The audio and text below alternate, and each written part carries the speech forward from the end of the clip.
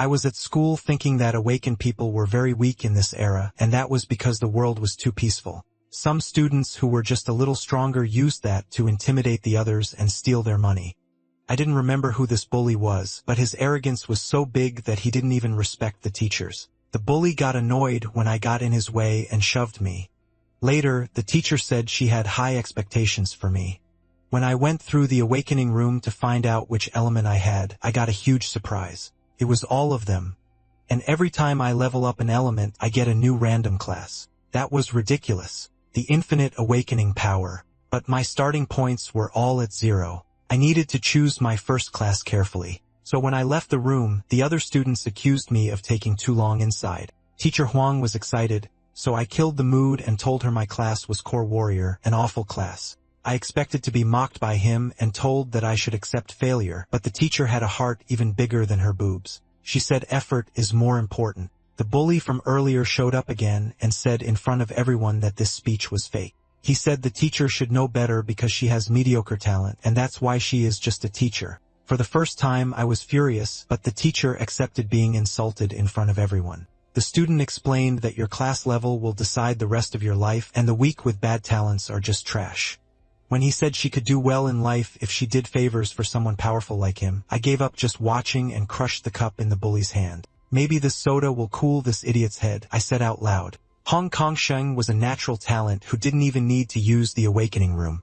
He attacked me without caring about my life. Not even the teacher could save me in time, but I kept my cool and blocked the attack using a blocking skill. The bully's face changed in seconds. The attack was completely reflected, and his arm was destroyed. Chongqing was thrown meters backward. It was a crushing defeat. How is this possible? I didn't even understand what happened here, thought the small-brained bully. Everyone was shocked by the scene. The weak boy Bai Yi now looked like a completely different person. His power and confidence were visible. The teacher was the most shocked person there. She saw it happen and knew that the exclusive ability of the warrior class material perception is elite level. It blocks 100% of incoming damage and reflects it back to the enemy in 0.09 seconds. Not even elite warriors fully master that. The hidden truth that nobody knows is darker than anyone could imagine. The truth is that Bai Yi had gone back 20 years into the past. Bai Yi is not a child. He is a man who lived every second of the last 10 years leading the strongest awakened team in the world, the Divine Squad.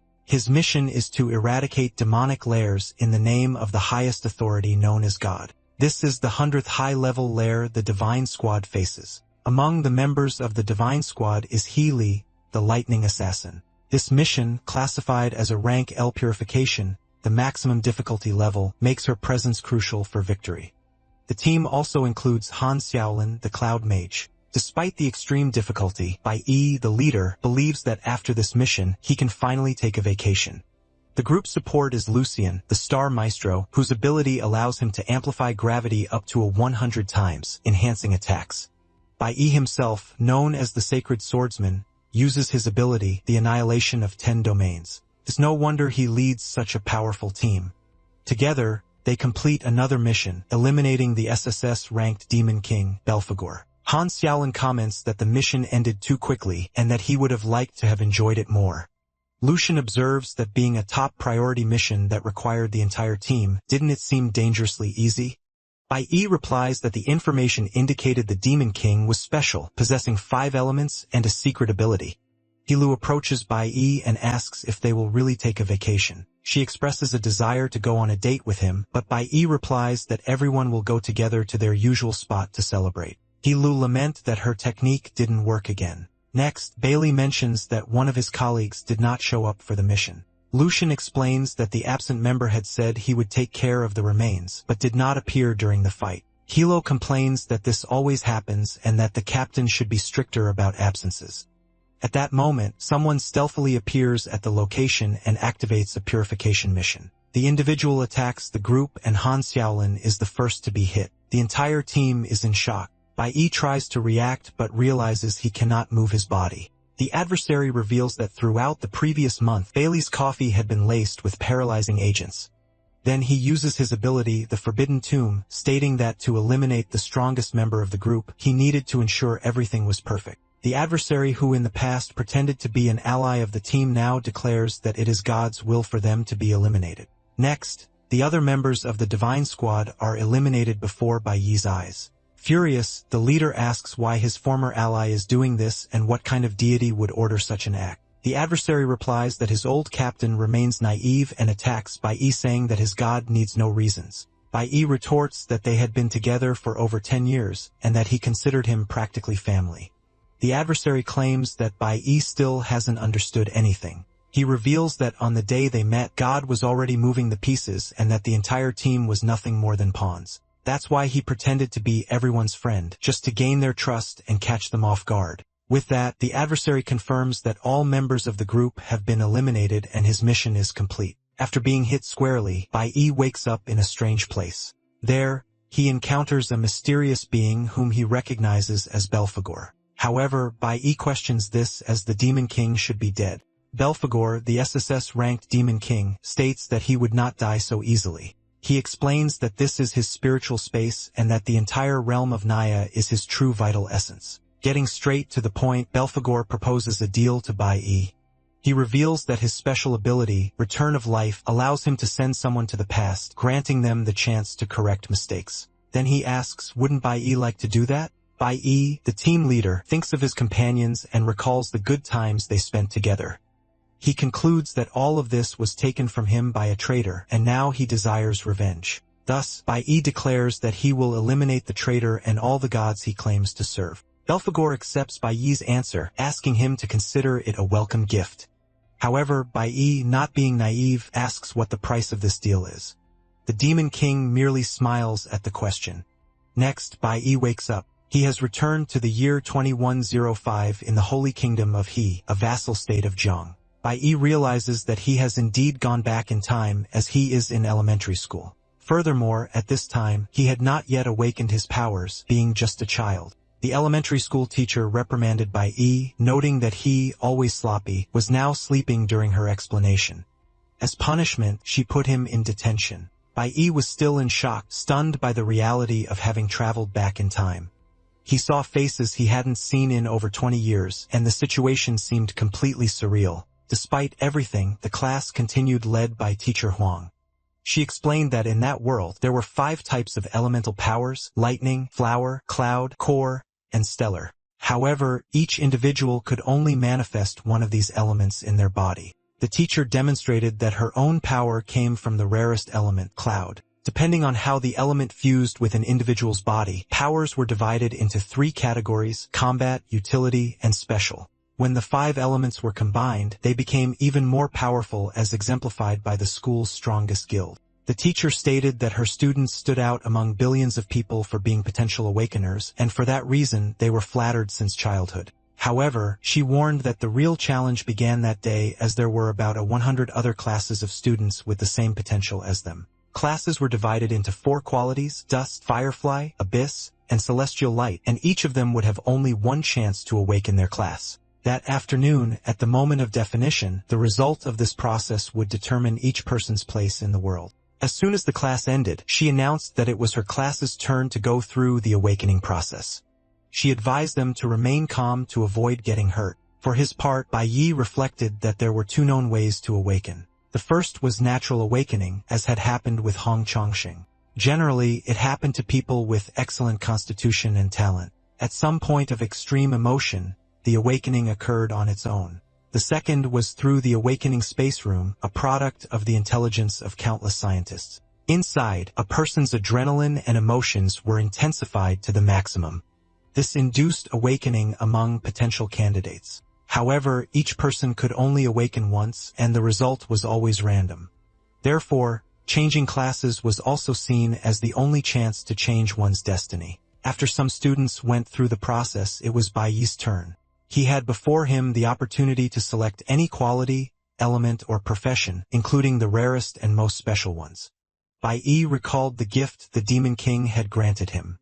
Now he understood. It was the power of infinite awakening. The system warned that after choosing the initial profession, all elemental bars would be reset, requiring a cautious decision. After making his choice, Bai Yi finally left the room. So he was humiliated by the bully and got angry when even the teacher with incredible proportions was humiliated too. He just defended himself against the senior student's attack. With just his defense, he dealt so much damage to the bully. To everyone's surprise, Bai revealed that he chose the core warrior profession because it already came with an initial sword of good attributes. After getting up, Hong Chongqing claimed that the boy had only been lucky, but guaranteed that it wouldn't happen again. Because unlike the brat, he possessed a truly powerful class, which placed him on a superior level. Observing all of this, teacher Huang thought that what she had seen was not mere luck. After all, she had witnessed with her own eyes her student blocking the blow at the exact moment he was about to be hit. And then he retaliated the attack with precision, something that even she, as a teacher, wouldn't be able to do. Furthermore, there was the fact that her student had awakened just a few minutes ago. Someone with little combat experience shouldn't be capable of such a feat, so she wondered how Bai had managed it. Back in the fight, Hong Chongqing declared that the boy should bear the consequences of his actions and that he would teach him his place in the world. In turn, Bai thought that choosing the weakest class was a mistake for those who didn't possess the knowledge he had, which was why the others were shocked. But since he came from the future, he knew very well the attributes and qualities of all classes, including the one he had chosen.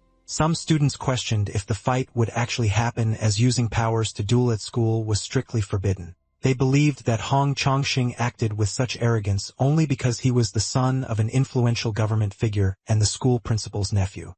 On the other hand, Bai was seen as a nobody, and many imagined that he might even be expelled. The teacher, aware of the situation, tried to appease the spirits and calm the students. However, the bully had no intention of letting things go. He declared that even if Bai knelt and begged for forgiveness, he would not stop punishing him. Meanwhile, Bai pondered that the difference between the qualities of the classes lay in the attribute bonuses, which were entirely distinct. In dust quality, the bonus was 100%, which meant that the values remained unchanged. The same profession in firefly quality received 150.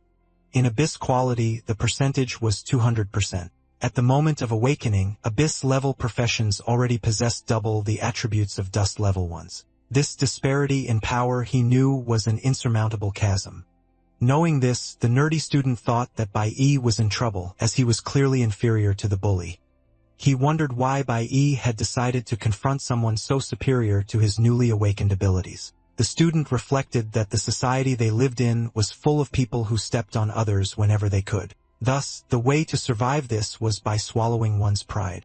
For him, only those who knew how to yield could resist. Confronting head-on was the most foolish choice, as it only led the individual to be even more humiliated. Back to the fight, the teacher imagined that there was no way Bai could emerge unscathed. Although he had managed to block the first attack, now the opponent was applying much more force. Counting on a guaranteed victory, Hong Chongqing stated that the boy would have no way to dodge.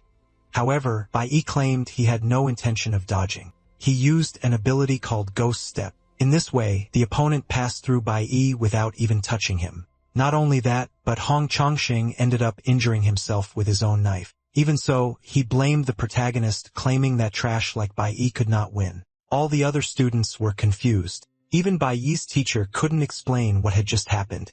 The class representative, Chi-in, who was also nearby, noticed that Bai activated the warrior's impulse ability at the exact moment the opponent attacked. Soon after, he used the ghost ability to avoid being hit. Furthermore, with a single blow, he ended the fight and emerged unscathed. Chi-in concluded that Bai, in addition to completely mastering his class's abilities, also managed to apply them perfectly in real combat.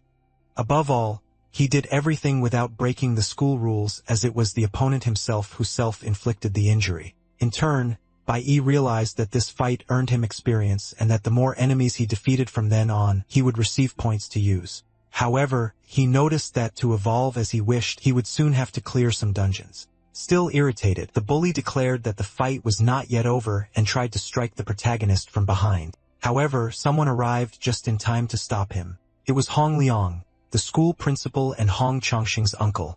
He said that his nephew had already been shamed enough. As principal, he stated that everyone had already gone through the awakening that day and therefore should go home and rest. At that, the principal told Bai that the school had strict rules and that he should know that. However, Bai's mind was elsewhere as he realized that returning so far in time meant that all his friends were still alive. Furthermore, on the day of his awakening in his past life, something grand had happened. Because of this, he was furious for having forgotten that event. After all, it had been the most important thing until then. Bai Yi ran off and left the principal talking to himself. Hong Liang, in turn, told the teacher to control her students better. Teacher Huang apologized, and the principal claimed that this time he would let it slide, but that it was better for it not to happen again. Once in his office, he was alone with his nephew. Hong Chongqing claimed that that brat was lucky. Otherwise, he would never have lost. However, his uncle disagreed with that statement. He claimed that the instant Hong Chongqing approached the boy, the latter activated an advanced ability called Ghost Step. Furthermore, in a fraction of a second, the boy aimed at the most fragile point of Hong Chongqing's body and completely broke his defense. Despite all this having been done with only basic abilities, the principal stated that even with 15 years of war, he doubted he could imitate what the boy did. Watching the fight, it seemed as if his nephew was a novice being humiliated by a professional player. Therefore, he stated that that boy was nothing like what they imagined. Speaking of the protagonist, he ran through the city, imagining that besides his revenge, there was something very important he needed to do. As soon as he arrived home, he remembered what had happened in his past life. Now he wanted to prevent everything from happening again, even if it meant risking himself to the fullest. Upon arriving home, Bai Yi found his family. His father was in the living room watching television while his mother prepared food in the kitchen. Bai Yi's father noticed that his son had arrived early.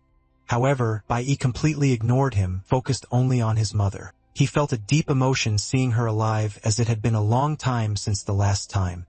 As he approached his mother, she communicated through sign language that she had prepared Bai Yi's favorite spicy noodles.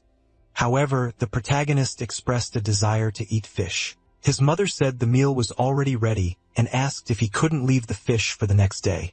Bai Yi insisted, claiming he was very hungry. Then his mother said she would go out to buy the fish. Bai Yi tried to go with her, but his father intervened, saying she could go alone. He questioned what was wrong with Bai Yi, who was returning home without even greeting his father. The father reminded him that that day was supposed to be the boy's awakening and asked if he had any good news to share. Bai Yi's father, who was also an awakened, mentioned that he had even bought beer to celebrate with his son. Bai Yi, however, explained that he had not awakened as there hadn't been enough time for all students to go through the process.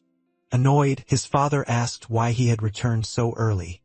He claimed that the son of the Great Lei had awakened a Firefly class and, like his father, had become useless. But as his son, Bai Yi should, at the very least, awaken an Abyss class as it had been with him in his time. The father added that he worked hard to support the family, and the least the boy should do in return was awaken something good. Then he asked once again what Bai profession was. The protagonist insisted that he had not awakened. This, however, angered his father even more, and he broke a beer bottle over the boy's head. With his powers, the father was able to see his son's awakening and realized that Bai Yi had awakened a dust class, one of the lowest. Furious, the old man asked what the boy had been doing at school to awaken something so inferior. Bai Yi thought that his father had always been violent, someone who didn't know how to control his emotions. In the past, when Bai Yi awakened, his father also became furious because he had awakened such a low class and, feeling ashamed, took out all his frustration on his son. Bai Yi's mother tried to protect him as always, but ended up being the target of the aggression. She absorbed all her husband's fury. After the incident, she suffered severe consequences and was never the same again. Bai carried the guilt for a long time, as on that day, he couldn't do anything to help his mother. But now he thought he had an opportunity to do things differently. Although he wasn't as weak as in his past life, Bai Yi knew that his father was a much stronger awakened. Defeating him wouldn't be as easy as dealing with the school bully. Annoyed, the old man hit his son while uttering malicious words. While being beaten, Bai Yi could only think of getting his mother out there as quickly as possible. At least he managed to get her out of the house. However, immediately afterward, he saw something he didn't want. His mother had returned home, arriving right in the middle of the conflict, exactly as in his past life. Bai Yi wondered why she had returned so early. Extremely angry, the father blamed his wife for their son's weak awakening and didn't seem willing to stop there. In his past life, the protagonist held a grudge for what had happened. At one point, he managed to avenge what happened to his mother, but ended up being arrested. However, he felt no remorse as he believed the old man had received what he deserved. Back in the present, Bai tries to protect his mother, acting differently than he did in his previous life. However, his father still proves to be much stronger than him. This is because awakened individuals, even without using their abilities, possess superior strength compared to ordinary people. A normal person would not be able to withstand a simple punch from an awakened individual. Although Bai manages to withstand the blows, his mother in turn tries to protect him at all costs. However, the old man shows no intention of stopping. He claims he was extremely happy to learn he would have a son, as he believed the son would finally bring honor to the Bai family. Now, however, he declares that his family's honor has always depended on him. Furious, he questions why his wife had to give birth to a good-for-nothing. He tries to hit her with a chair, but fails. This is because the protagonist used his ability to protect his mother. Furthermore, he draws his sword and pushes his father away with a strike. After this, the old man realizes that the boy was, in fact, lying. He then says that the boy is finally learning to be a man, but still has a long way to go to achieve that goal. Next, he goes on the attack and manages to break the protagonist's sword. Not only that, but he also delivers a powerful blow. Bai realizes that he is, in fact, no match for such superior power and feels his entire body aching. His father, in turn, states that he does not like to be challenged and does not hesitate to use force. The protagonist stands firm and does not dodge the attack. His father says that the boy is brave, but claims that it is useless after all, he is still weak. Bai, in turn, thinks that he will not allow any tragedy to repeat itself in this life and endures whatever comes. His father, on the other hand, is venting all his anger, stating that he is the one in charge of that house. However, someone knocks on the door just as he was at the peak of his fury. Annoyed, the old man asks who is disturbing him. He opens the door and is surprised because on the other side are the vice captain of the inspection force and an allied investigator. The protagonist's father asks what they are doing there. Ling explains that they received a report that a dangerous fugitive was seen in that area, and they are knocking door to door until they find him. The old man claims he has not seen anyone suspicious around. Otherwise, he would have already reported it. However, the vice captain sees the protagonist and asks what happened to the boy. The father says that the boy fell on his way home, but there is nothing to worry about. However, the protagonist speaks up, claiming that his father did that to him. Upon hearing this, the old man cannot believe that the brat actually said that in front of the police. Minutes before entering the house, Bai had already made an anonymous phone call to report the situation. He imagined he only needed to buy enough time for the authorities to arrive. His father tried to hide his reaction to Bai's statement. However, Bai continued, describing his father's actions in detail and stating he was willing to testify and undergo a physical examination. He also claimed that the law is explicit regarding the treatment of awakened individuals who cannot control their strength. The police officers were surprised by the boy's knowledge and the clarity of the details he presented. Given the evidence, the vice captain ordered the protagonist's father arrested, deeming the situation clear. Furious, the father tried to attack the boy but was restrained by the officers. As he was being led away, he promised that this would not go unpunished. Next, the protagonist's mother hugged him tightly. Bai felt happy that he had managed to protect her this time, but he knew his father would be detained for maximum of 15 days. He pondered that he would need to resolve the situation definitively or everything would go back to how it was before. During the commotion, the protagonist took the opportunity to grab his father's key. This key opened a safe that his father kept hidden. After all, his father had betrayed his own companions in the past because of this safe. That was what allowed him to ascend and obtain a higher class. In his past life, Bai only discovered these details after his father's death, as his father kept everything a secret. Now, however, he believed that possessing such an artifact would give him the necessary advantage. With a dagger like this, it would be possible to clear demonic lairs and level up quickly. The only problem was that all lairs were under the control of the Divine Squad, which only accepted guild members. Despite this, there were smaller lairs managed by Bai's school. He had known about one of these hidden lairs in his past life. Therefore, he considered it best to deal with this quickly to strengthen himself. Meanwhile, at the police station, the officers regretted that the lead on the criminal Snow had turned out to be false. Regardless, the captain claimed they couldn't let their guard down because if Snow were truly at large on the squad's anniversary, it would be a real scandal. At that moment, the protagonist's father tried to convince the police officers to release him. He said that if he were released, he could intercede with a friend who managed the best maternity hospital in the region as the captain's wife was pregnant. However, Liang stated that he would not be easily bribed. He mentioned that Mr. Bai had once been a guild member and wondered how he had ended up in that situation. The investigator claimed that attempting to bribe a police officer would only worsen the father's situation. Upon hearing this, the father became even more irritated with his son. Returning to the protagonist, he entered a lair. He thought that once discovered, guilds usually set up garrisons in these locations. Demonic lairs, filled with beasts and demonic ores, were the best option for the newly awakened to evolve. However, due to the dangers, novices always entered in teams accompanied by a more experienced officer. In his past life, this lair remained hidden for 5 years and was only discovered after an incident when the accumulated monsters managed to escape and invade the surroundings. A lair like this usually required 3 rank E awakened individuals. A more dangerous lair, however, required a team of 5 people with at least 2 rank D awakened individuals. The protagonist hoped this lair would be rank F, as he would then be able to clear the area alone. He crossed the entrance, even aware of the dangers ahead. He thought there was no alternative but to evolve as quickly as possible. After all, for him, the greatest danger did not lie in a lair, but in his own home. Upon entering the lair, the protagonist realized it was a frigid dungeon. Therefore, there could only be cloud-type demons.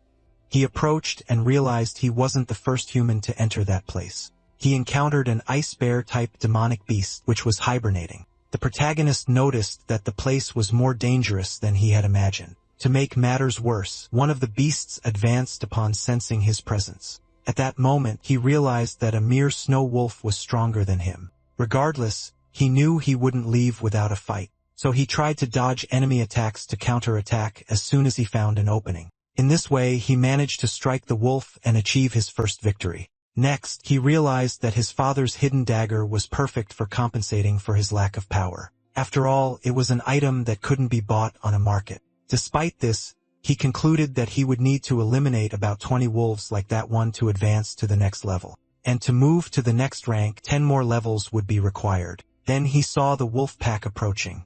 He realized that the smell of blood had attracted them. Regardless, this was the group he needed to complete his task, so he wouldn't run now. The protagonist finds himself surrounded by wolves. Instead of retreating, he takes the initiative and goes on the offensive. He uses his agility to perform quick dodges and counterattacks with equal speed. His speed is so great that the wolves are unable to keep up with him. In a short time, he defeats his enemies. Finally, only the Wolf King remains, who is also defeated in a matter of seconds. With this victory, the protagonist ascends directly to rank D. However, he feels a deep exhaustion as his stamina is no longer what it once was. Furthermore, the protagonist considers that a dimensional backpack would be extremely useful because without it, many valuable items would have to be left behind. Most demonic lairs are monopolized by guild squads, which makes evolving outside of them a considerable challenge for the awakened. For many, joining a squad becomes the only viable alternative. Schools for the awakened are managed by guild squads and function as a rigorous selection process. Most students dream of being selected. However, being expelled from a squad implies the impossibility of evolving again, as happened with the protagonist's father who remained stagnant at rank C after his expulsion. Bai realizes that the cold is intensifying and that he is expending an excessive amount of energy. He decides then to speed up the process. He lures the wolves out of the cave. At the same time, he knocks down some nearby trees using the environment to his advantage. However, by performing this maneuver, he inadvertently attracts the attention of a larger monster. A group of cloud serpents appears and manages to surround him. However, an explosion erupts right in front of the monsters. The protagonist assumes that with all this commotion, the larger monster must have awakened. He is not mistaken because immediately afterward, the hibernating bear awakens and appears right in front of him. Not only that, but the bear shows itself to be enraged and begins to attack everything in its path, including the other monsters in the dungeon. Bai takes advantage of the situation to accumulate points, exploiting the openings that arise. The protagonist observes that although they are strong, these beasts lack great intelligence. The bear, in turn, saved him considerable work by drawing attention to itself. Thus, Bai takes the opportunity to deliver only the final blow to the creatures. However, even with the bear's help, the task still proves exhausting for him. He decides, therefore, to speed up the process. He realizes that with such destruction, the area is considerably shaken. Therefore, he waits for as many monsters as possible to approach, and then breaks the ice floor. Upon observing the scenario carefully, Bai noticed that he was on an ice bridge. Therefore, by destroying it, he not only secured some eliminations, but also created a strategic distance between himself and the monsters. Despite having defeated most of the monsters, one still remains. For this reason, he reserved his remaining energy to face the final boss. After all, every lair has a boss confrontation, and this one would be no different. However, the protagonist knows that in this location, there is a monster even more dangerous than the bear. He imagines, however, that such a monster should have already manifested after so much commotion. In any case, he is now facing the bear. However, before he could act, Bai sees more ice approaching and realizes he was not mistaken. The monster was not hibernating. It was merely waiting for the most opportune moment to attack. It froze the bear and cornered the protagonist in a trap. Upon realizing the situation, Bai tries to escape. However, his foot is frozen, preventing his escape. He can no longer cross as the bridge has been destroyed. Thus, he realizes that he has fallen perfectly into the enemy's trap. And despite the lair being low level, the location is inhabited by an intelligent boss. Subsequently, he encounters the demonic sorcerer and his minions, the snow monkeys. Bai definitely did not expect such a turn of events, as he was placed in an extremely difficult situation to escape. Surrounded by the demonic wizard and his minions, the protagonist was in a critical situation. Frozen, Bai could not move and his body was rapidly losing energy. At that moment, the wizard ordered one of his monkeys to attack. Bai remained completely still as there wasn't much he could do. Then, he was attacked by the monkey. However, Bai used the attack to his advantage. The monkey's blow broke the ice that held him. Although he used his powers to protect himself, he still emerged wounded as he wasn't at 100% of his energy. In any case, Bai realized that it would take some time for the wizard to conjure another powerful spell. Therefore, he concluded that he should defeat him before that happened. However, the already precarious situation worsened with the appearance of a bear. The protagonist thought that if it was already difficult before, with the help of reinforcements, the enemy had become even stronger. Furthermore, Bai's vigor was extremely low. All of this combined drastically reduced his chances of victory. Even so, he continued fighting. But he realized that he wouldn't last much longer as his strength was depleting. He dodged attacks as best he could. However, the environment was so cold that a large part of his energy dissipated just to keep his body warm. To make matters worse, the wizard kept attacking and summoned an ice storm. Bai noticed that the wizard's cooldown time was faster than he had imagined. In his past life, he had faced all kinds of situations, and through these repeated challenges, he had developed a keen perception for recognizing opportunities. But now, Bai realized he only had two options: stay and continue fighting to his limit, which wasn't very viable as the chances of victory were practically zero, or flee while he still could. Given this, the protagonist ran towards the abyss. Before falling, he ended up being frozen. Even the wizard was surprised to see that. Bai's plans involved using the ice to cushion the impact of his fall. And with that, he went straight to the bottom of the abyss. Meanwhile, at home, Bai's mother thought he was sleeping in, but she was surprised to find her son's bed empty. The protagonist had left a note saying he had gone to a friend's house. However, his mother knew him well and thought that if it were true, Bai wouldn't need to leave a note as he could have spoken to her directly. She realized that ever since he had arrived home the day before, he seemed like a different person. Therefore, she wondered what had happened to her son.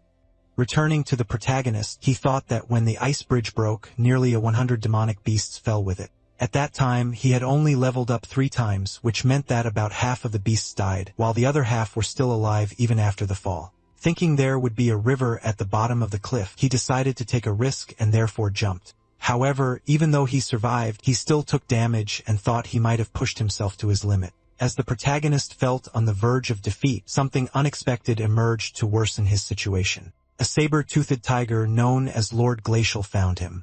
In that instant, Bai recalled the past, the moments of camaraderie with his friends, moments he had left behind when he returned and started from scratch. The only advantage of that choice was being able to see his mother again. However, this fragile reality was about to crumble. If he perished now, his father would return home, leaving his mother completely vulnerable. Furthermore, Bai Yi would not achieve his revenge against the traitor who annihilated his team. He refused to succumb in that way. He needed to act even if it meant overcoming his own limits. With determination, he grabbed one of the tiger's fangs, swearing to himself that he would not allow history to repeat itself. Bai Yi gathered all his strength and with a precise blow, defeated the tiger. In this way he managed to get up. However, that was a tiger's den, and soon the others emerged ready for battle. However, the protagonist knew that it was in moments of life or death that a class advancement could be awakened. What didn't kill him, in fact, made him stronger. Although he was surrounded by powerful enemies, the protagonist was filled with adrenaline. He realized that the acquired bonus was not enough to level up, but in return, he had gained a new ability. It was time then to test this power in practice as the first target was right in front of him. Bai Yi wasted no time and executed the move called Sanctuary. All the surrounding creatures felt the pressure of his strength. With a single attack, he managed to take down several monsters, and consequently, his attributes increased. In this way, he felt more prepared to return to the boss and clear the dungeon. The monsters now became significantly weaker as Bai Yi was at rank 8, and even the cold no longer bothered him. His Sanctuary move absorbed all enemy attacks and returned them at once to the attackers, but it was a resource that could not be used constantly. In any case, Bai Yi had recovered his vigor. Reflecting, he barely knew how long he had been in there, and thought it best to return home soon. At the top of the hill, the boss rested. He had a cabin he used as a refuge along with his allies. However, his tranquility was abruptly interrupted as the protagonist appeared, and declared he was there to settle his scores. At the protagonist's house, his mother was worried, not knowing where her son had gone and fearing that something bad might have happened. Meanwhile, Bai Yi had just invaded the boss's cabin. He threw the bear at the enemy's dwelling, destroying a considerable portion of it. Upon encountering the boss again, Bai Yi immediately showed that he was not to be trifled with. The enemy, however, was unfazed and ordered his servants to attack Bai Yi. This time, Bai Yi was visibly stronger. He not only defended himself but also attacked and eliminated the enemies with ease. Annoyed, the sorcerer launched an ice storm at him.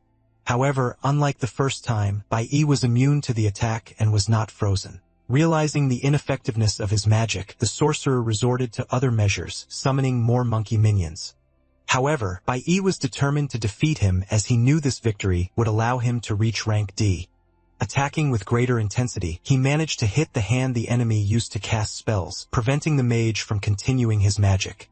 With the mage vulnerable, Bai Yi attacked to eliminate him once and for all. In this way, he gained a lot of experience and advanced to rank D. Furthermore, he noticed that he had accumulated enough cloud elemental energy to earn a bonus. This meant he had acquired a new red class profession, being able to switch between them at any time.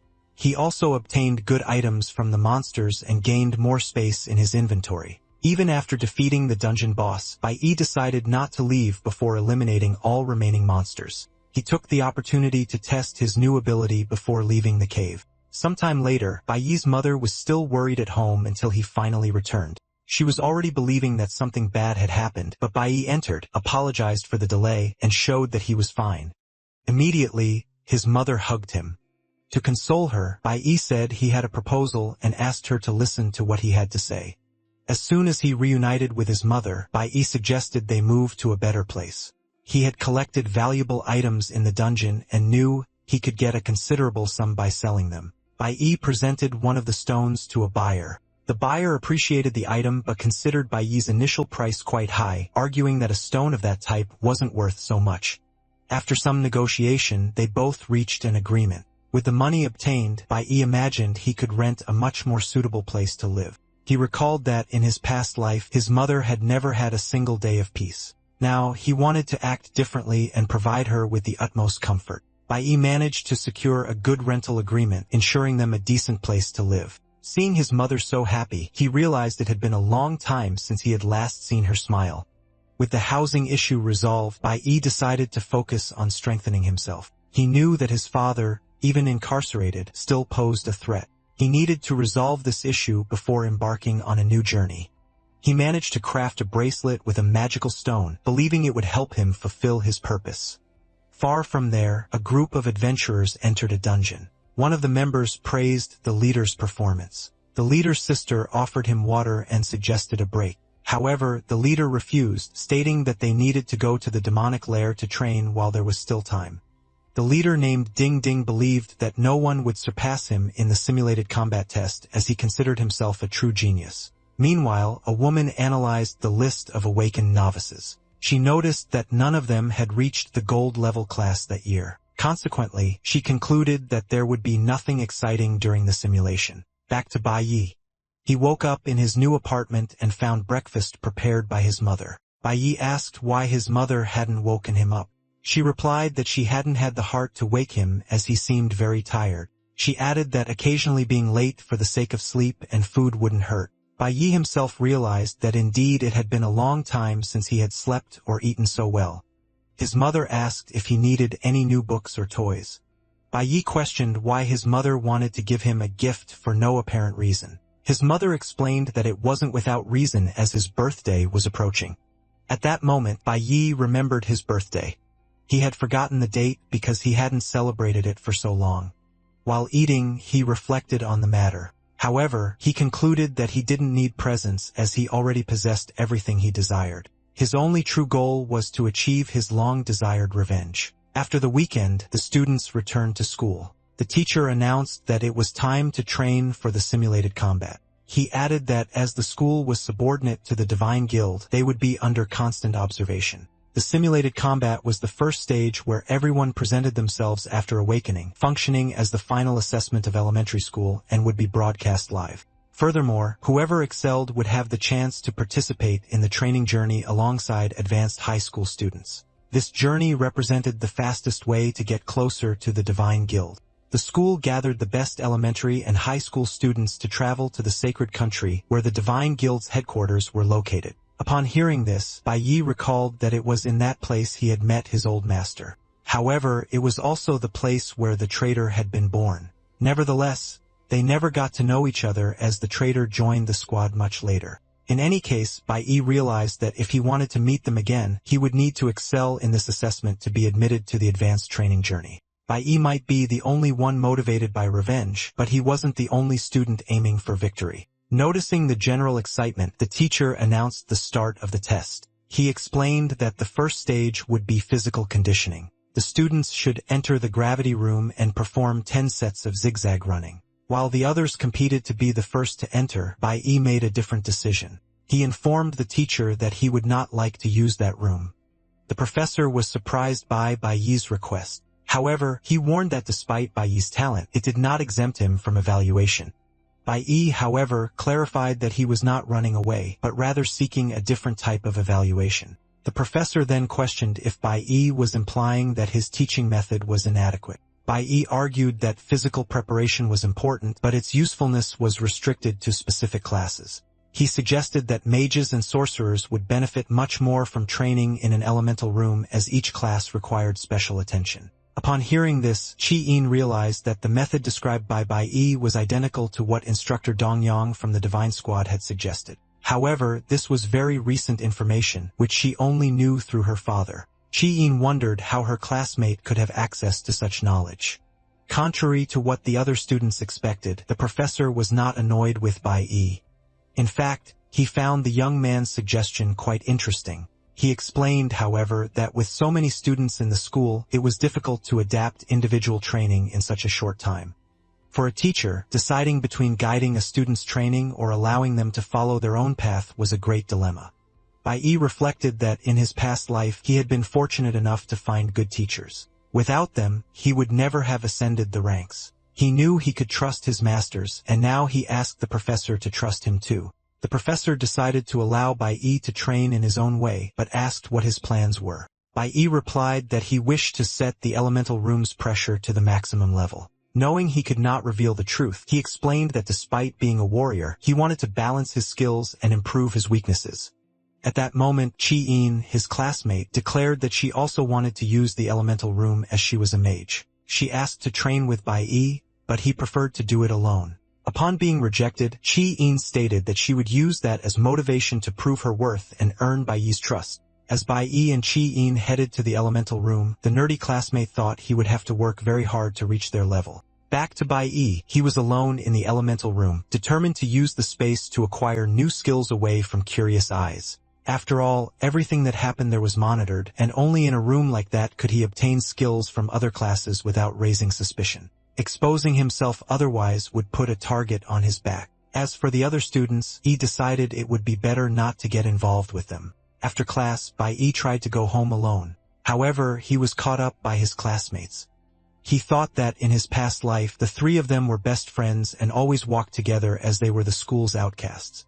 Now, however, he only thought of his revenge and believed that friendships would only hinder his goal. His nerdy classmate began to notice that ever since the awakening exam, Bai Yi was different and no longer wanted to hang out with them. Even so, Bai Yi approached the nerd and advised him to get his lungs checked as soon as possible. Then he got on his bicycle and left, leaving the two students confused. Bai Yi recalled that in his past life, his classmate had been diagnosed with a lung disease that, due to being discovered late, led him to perish early. The nerd in turn felt that although Bai Yi had changed his behavior, there was still something good coming from him. The scene shifts to the sacred realm, specifically to a novice training ground. One of the veterans comments that he heard a new recruit from the Divine Squad has been showing remarkable performance. Facing the recruit, he asks if it's true that the young man broke all records. The recruit, who is actually the protagonist's enemy, replies that Lord Dongyang is exaggerating as he is only there to formally introduce himself. Turning to Bai Yi, he asks his mother to avoid going out at night, explaining that from now on, he will do the shopping on his way back home, so she doesn't have to worry. Bai Yi reflects that he needs to ensure his mother's safety in a stable environment as quickly as possible because he knows what is about to happen. Meanwhile, in the prison where Bai Yi's father is being held, he devised a plan with the canteen leader. He bribed him to gain an advantage and negotiated a way to escape prison. The next day, Bai Yi is at his school. He is progressing in his mage class and can already manipulate elemental force to his advantage. His friends try to interact with him, but Bai Yi continues to ignore them. He tells them that instead of wasting time with him, they should train to become stronger. In a way, they interpret these words as encouragement. In turn, the nerdy classmate decided to follow Bai Yi's advice and went to the school infirmary. The doctor in charge soon detected the boy's lung disease and advised him to schedule surgery as soon as possible. Upon hearing this, the nerd wonders how Bai Yi knew about his condition. After all, he himself had no idea of his condition, and if it weren't for Bai Yi, he wouldn't have discovered it so soon. After the consultation, the nerd overhears a suspicious conversation in the school corridors. One of the boys comments that Chongqing cheated again and has already risen to rank 4, reaching first place in the evaluation. After all, he possesses a private dungeon to evolve. They also recall the boy who provoked Chongqing recently. They claim that Chongqing plans revenge against the novice and is about to set up an ambush. After all, a spoiled boy would not accept being humiliated without retaliating. Furthermore, he is armed and intends to carry out his plan outside the school, so as not to suffer any kind of punishment. Upon hearing everything, the nerd ran to warn Bai Yi. He imagined that outside of school, no one could interfere with a revenge plot. He feared that even if Bai Yi was strong, he could be caught by surprise and incapacitated before reacting. Although he always avoided conflicts, this time the nerd decided not to be a coward. He headed to the school's armory and broke the chains. His hope was to compensate for his lack of skills with a magical weapon. To protect a friend, he was willing to suffer the consequences. However, he was surprised to be discovered. Chi-in appeared and asked where the boy thought he was going with a stolen weapon. The nerd replied that he needed to save Bai Yi.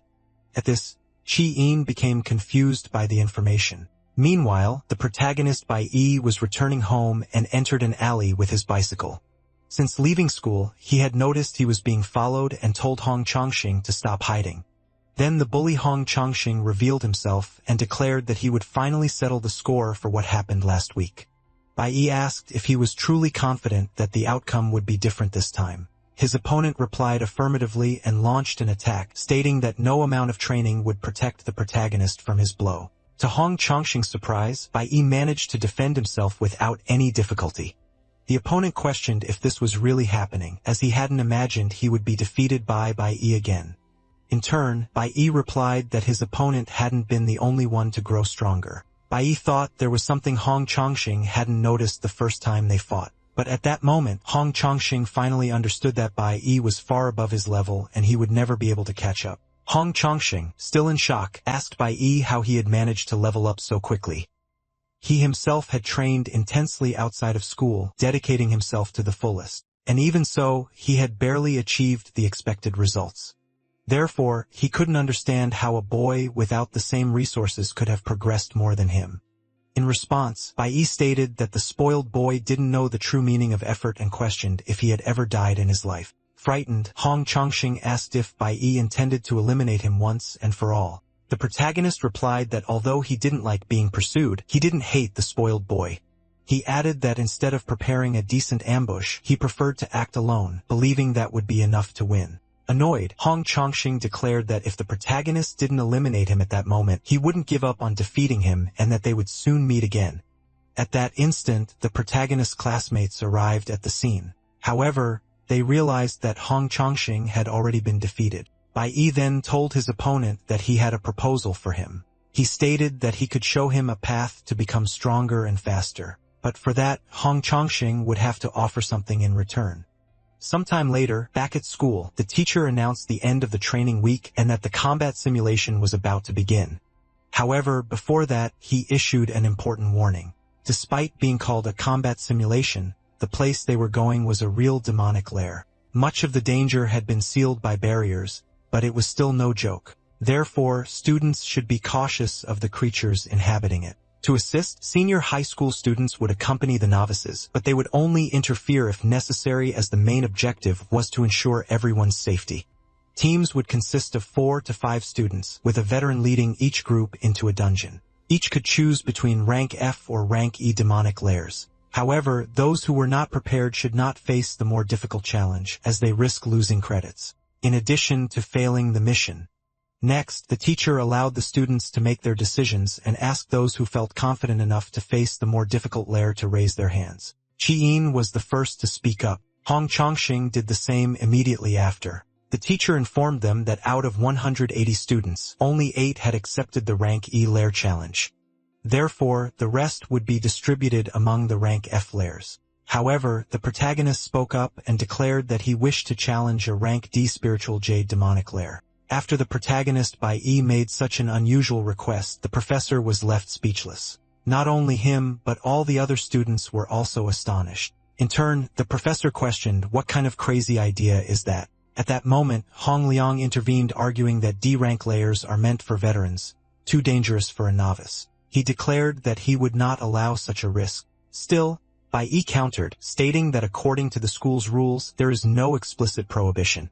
Each student has the freedom to choose the rank they wish to challenge. He added that the institution's focus is to discover exceptional talents for the Divine Squad, and that such talents are defined by courage, strength, a sense of responsibility, and a natural gift. He then questioned whether the director would truly take away his chance to prove his worth. Hong Liang felt cornered, but argued that to enter the lair, it was mandatory to be in a team. Insistently, Bai Yi stated that he could manage on his own. However, the director reiterated that according to the rules, forming a team was essential for the students' own safety. Next, Chi-in spoke up, declaring that she would go with Bai Yi. The director hesitated to allow it, claiming that the girl's father would not approve. However, Chi-in stated that she did not want to be left behind and also wished to have the chance to get the highest score. In turn, Bai Yi refused the help, insisting that he would go alone. However, the professor intervened, saying that refusing was not an option. If Bai Yi truly wanted to go to a D-rank lair, he would have to agree to go in a team. Now a veteran was missing, but the professor didn't know who he should send along until a student spoke up stating that someone needed to do it and offered to accompany the novices. At that moment, the professor introduced the student, Xiling, and asked him to look after the young ones. Chi-in commented that this veteran had almost joined the school's guild. Meanwhile, Bai Yi thought that he had never heard of that young man. On the other hand, Shilin thought that Bai Yi was just a boy wanting to show off in front of everyone and that he barely knew what was coming. In any case, the professor declared that, with the team formed, they could proceed to the test. He added that inside the lair, camera drones would accompany them to broadcast everything live. As a professor, he strived to keep all students motivated and expressed his eagerness to know who would achieve the highest score this year. Bai was fully aware that the awakened school had been built upon an ancient and vast demon lair which had been conquered long ago. The middle and high school sections were integrated into the same complex. This main lair had spawned numerous smaller ones, ideal for students to use in their combat tests. Most of these secondary lairs ranged from F to D ranks. The moment a student entered the instance, the combat simulation officially began. However, all the action was broadcast live and every moment was recorded. For this reason, Bai Yi pondered that he needed to be cautious not to expose all his abilities in front of strangers. In any case, the spiritual Jade Demon Lair was his main target. Once inside the lair, Xiling stated that he would protect the others as he had faced a place like that before. Qin asked if the monsters in that place were truly strong. Xiling replied yes, but pointed out that the school had sealed off the most dangerous monsters, making the emergence of something truly threatening, like a boss, unlikely. However, he warned Qi not to underestimate the other monsters because even with the most dangerous ones sealed, those that remained were considerably powerful. Xiling claimed that as a veteran, it was his duty to protect the novices and, therefore, he would help them earn some student credits. Next, Xiling noticed the protagonist advancing alone without waiting for him. He warned that if Bai Yi continued like that, he would end up attracting monsters. In turn, the protagonist declared that he was fed up with so much talk. He added that he didn't need help and asked Xiling not to get in his way. Xiling was dumbfounded by such audacity. In any case, everything that happened there was broadcast live. Everyone at the school, whether students or teachers, could follow what was happening in the lairs. Meanwhile, at the school guild, the guild's vice leader was watching the broadcast and commented that he had found something quite interesting. He explained that this year, there was a freshman who had deliberately chosen a D rank lair. His boss asked what class that student belonged to. The vice leader replied that the boy belonged to the Green Warrior class, considered the most useless of all, and expressed a desire to follow him to discover the source of such confidence. Meanwhile, one of the students was terrified. He was terrified because he was in the F-rank dungeon, the weakest in the school. His teammate reminded him that as a caster, he should stay in the back offering support and that there was no need for so much tension. Then the student asked how an F-rank dungeon considered weak could be so frightening. Little did he know that elsewhere, the students in the E-rank dungeon were facing much greater difficulties. A group had just been ambushed and was being tended to by a healer. In this scenario, Hong Chongqing spoke up, stating that he would fight alone if necessary. After all, his goal was to surpass his rival. Meanwhile, inside the D-rank dungeon, Bai Yi, the protagonist, was facing powerful monsters and defeating them one by one. Impressed, Qi, his teammate, asked how he had managed to do all that by himself. Bai Yi explained that the monsters there were sealed, only able to use half of their strength and therefore were not as powerful as they seemed. Nevertheless, Qi was delighted by the explanation and stated that even with her best efforts, she was still far from reaching him. Bai Yi advised her not to worry about others, but about herself because only then would she truly evolve. Upon hearing this, Qi found him even cooler and promised that she would do her best to catch up to him one day.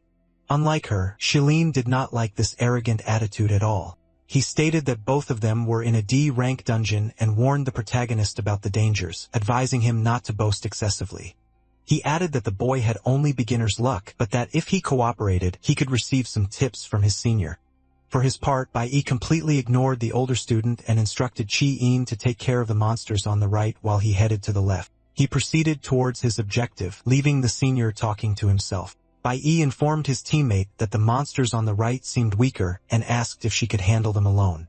He explained that this simulated combat served to test each person's individual skill. So she would have to start acting if she wanted a good grade. Qi understood and said she would do her best. While the two were getting organized, the senior was fuming with rage. He thought that the arrogant boy was just complicating things. The protagonist's performance was observed from afar. The teachers could barely keep up with the other students who were completely engrossed in Bai Yi's feats. By this point, everyone already knew that Bai Yi himself had requested to be sent to an F-rank dungeon. Observers noted that Bai Yi had directed Qi to the opposite side, realizing that the girl, being a flower type, could effectively deal with monsters of the same category. Bai Yi's teacher understood that the young man knew exactly what he was doing and concluded that indeed, he was not boasting without reason.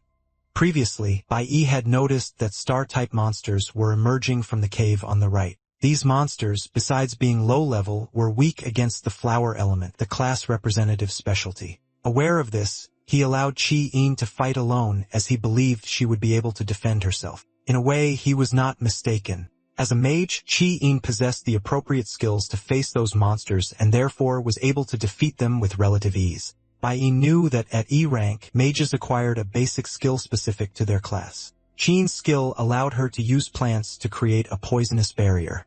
However, for her first time in a dungeon, facing higher-level monsters alone and still maintaining her composure was truly surprising. Bai thought that the D-rank monsters should all be sealed and considered that he could let Chi-In handle the rear. This way, he imagined he would achieve a high score without revealing his true strength live. However, it would not be possible to continue if he were constantly followed by the transmission equipment. While Bai pondered how to proceed, the senior Zeeling remained in his corner, consumed by rage.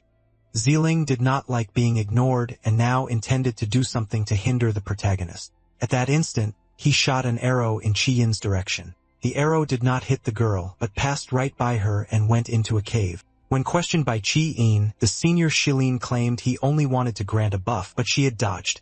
His lie might have gone unnoticed, but the arrow did not, as it served to awaken a monster that was dormant in the cave. A two-headed lion, much stronger than the common monsters of that dungeon, was now furious and about to unleash its wrath. The protagonist immediately realizes the gravity of the situation, noticing that his colleague is in trouble. Chi-In tries to use her magic to contain the creature, but her efforts are insufficient. She is left at the mercy of the monster's attacks. Shilin, in turn, laughs at the situation, satisfied with the chaos he caused. In contrast, Bai acts quickly in defense Chi-In. He realizes that the creature has not been contained and decides to intervene before the worst happens. However, Bai only manages to wound the monster without killing it. He concludes that the creature is faster than he imagined. Observing closely, Shilin reflects that he knows the dungeon like no else. He knew exactly where the two-headed lion was and the dangers it posed. That's why he didn't hesitate to release the monster to disrupt the protagonist's plans. Furthermore, Shilin even strengthened the creature with his own ability. Realizing the abnormality of the situation, Bai considers using his full strength as he sees no other alternative. He then orders Chi-In to retreat, explaining that she won't be able to help at that moment. The monster, without wasting time, attacks. However, instead of retreating, Chi-In tries to help with her magic. She casts magical roots to bind the creature and creates a wall of vines with 3 layers of protection. Even Bai-In is surprised by her action. The girl states that although Bai-In doesn't think it's a good idea, she can help him defeat the monster. Despite the danger, Chi insists on fighting. Upon witnessing this, the veteran thinks that the girl was almost swallowed just now. He wonders what drives her to persist in facing the monster despite the risk. The protagonist himself confesses that he expected Chi-In to freeze in fear, but he realizes that the girl possesses greater emotional strength than she appears to have. Chi-In declares that she worked too hard to get there and will not give up at this point. Chi-In added that as long as Bai was by her side, she would not die. Bai, in turn, warned that the power of the 3 layers, though useful, was limited and advised her not to overdo it. He recalled that the Chi-In from his past life had been brilliant since school. Always optimistic and confident, she was also generous. Although she came from a powerful family, she was always kind to everyone, which led her to be elected class representative given the trust she inspired. After that period, Bai lost contact with her, assuming she had led a normal life. Now, however, he felt he could trust Ji-in, and if no unforeseen events occurred, he might be able to overcome the situation without revealing his true power. Observing the scene, the veteran doubted that the two could defeat the monster. After all, he believed that excessive confidence was not enough to win battles. With such limited powers, it was impossible for novices to defeat such a powerful creature. He imagined it was only a matter of time until they begged for help. Next, the monster managed to free itself from the roots. Bai announced that he would distract the monster, asking Chi-In to attack the lion at the right moment, aiming for its core. He moved away. He believed that because he had wounded it, he would be the creature's main target. Certain of his strategy, Bai ran towards a lake and jumped into the water without hesitation. He dove deep, but the monster followed him. However, Bai had attracted the monster exactly where he wanted it. As soon as he gave the signal, Chi-In used the magical vines again, trapping the creature. The monster was now vulnerable to attacks and seeing itself trapped fell into despair. Chi-in with the vines completely immobilized the lion, leaving it unable to move. Furthermore, she applied poison to weaken it even further. Bai realized that the lion would no longer be able to free itself. Then he stated that this was the perfect moment to complete the test with a maximum score. Shilin gaped at the scene, unable to believe what he was seeing. After all, not even he, an experienced veteran, could immobilize such a powerful creature. Realizing his plan had failed, Shilin felt annoyed but acknowledged there was little he could do. In the broadcast booth, the director watched everything along with the other team members. The protagonist's professor praised his students' reaction time and demonstrated leadership. For him, there was no doubt who would achieve the maximum score in that test. He and the others speculated that if the full recording were sent for guild analysis, they might even break the historical score record. However, amidst this anticipation, the transmission was suddenly cut. Shilin had intentionally knocked down the drone believing that this way, Bai wouldn't achieve the maximum score. He assumed the protagonist hadn't yet noticed the drone's fall as he had seen him distracted talking with his colleague. Shilin approached and declared that they were finished and could therefore leave the dungeon. After all, he himself couldn't stand staying there any longer. In turn, Bai stated that the veteran knew exactly what he was doing by awakening the sleeping beast. Shilin claimed that wasn't the case as he was just trying to give the girl a bonus, but she dodged. However, the protagonist retorted that as a veteran archer, Shilin should have come up with a more convincing excuse. Chi-in agreed, saying that made sense, and that she now understood why the veteran hadn't managed to join the school guild. Annoyed, Shilin asked if he was being accused of something. The protagonist stepped forward, protecting his colleague. Even annoyed, Shilin knew he couldn't act rashly. However, he declared that it wasn't over yet and promised to see them again. On the way out of the dungeon, the protagonist spotted the destroyed drone. Chi-in began to realize that the veteran had only served to sabotage them. However, instead of lamenting, the protagonist saw an opportunity. He claimed that he now had the chance to do what was left since no one was watching. His colleague asked what that meant. In response, the protagonist led her to the previous portal. He asked the class representative to keep what had happened a secret, but he believed that even if she told, no one would believe her. Confused, Chi-in asked what he was talking about. In his last meeting with Hong Changsheng, the protagonist had requested an item, the demonic stone necessary to break the seals the boy's uncle guarded. With that stone in his possession, the protagonist had everything he needed in place and could now undo the dungeon seal. Chi-in didn't think that was a good idea. After all, it was a rank D dungeon and breaking the seal would release high-level beasts all at once. The protagonist knew this very well and was counting on that situation. But he reassured his colleague claiming that even with the seal broken, the creatures would still have their powers reduced. Even so, Chi-in argued that just the two of them wouldn't be enough to defeat so many enemies. However, the protagonist stated that he would do it alone. Chi-in was truly startled when she noticed something. She saw that the protagonist had suddenly changed to the mage class and asked how he had done that. The protagonist Bai asked his colleague Chi-in to wait outside. Then he undid the barrier and the monsters appeared. Bai stood before the creatures. Chi-in watched, apprehensive about his safety. However, the protagonist knew exactly what he was doing. He used his mage ability to freeze the enemies. The creatures were immediately incapacitated. Chi-in was deeply impressed by such power, especially since she herself had barely managed to defeat a single lion. Seeing her colleague freeze several enemies at once with such ease left her in shock. In turn, Bai explained that those monsters sealed for so long must have been on the verge of exploding. He stated that he needed more space. Quickly, Chi-in moved away, allowing her colleague to act. A short time later, new monsters appeared. This time, they were wild flame leopards. The protagonist noticed that although these monsters were rank D, the long period of sealing had reduced their strength by half. So he again used his freezing ability to control the enemies. The instant he saw another enemy approach, he quickly exited the mage class and switched to warrior mode as he now needed to fight hand-to-hand instead of using magic. Bai thought the enemies would try to catch him off guard. However, the monsters were not as cunning as he was. At that moment, the protagonist switched back to mage mode and managed to freeze the leopard. Witnessing all this, Chi-in was shocked by her colleague's ability to switch classes and with such speed. Now she understood why Bai Yi had desired so much privacy in the elemental room, considering that the basis of the mage class is to release energy as forces of nature or manipulate objects of the same element. It made sense to practice in an elemental room. Chi-in believed that the more mana she had and the more times she could cast spells, the stronger she would be. However, upon seeing Bai Yi fight, she concluded that the most important thing was control. Elemental power coming from nature is raw, wild, and difficult to master.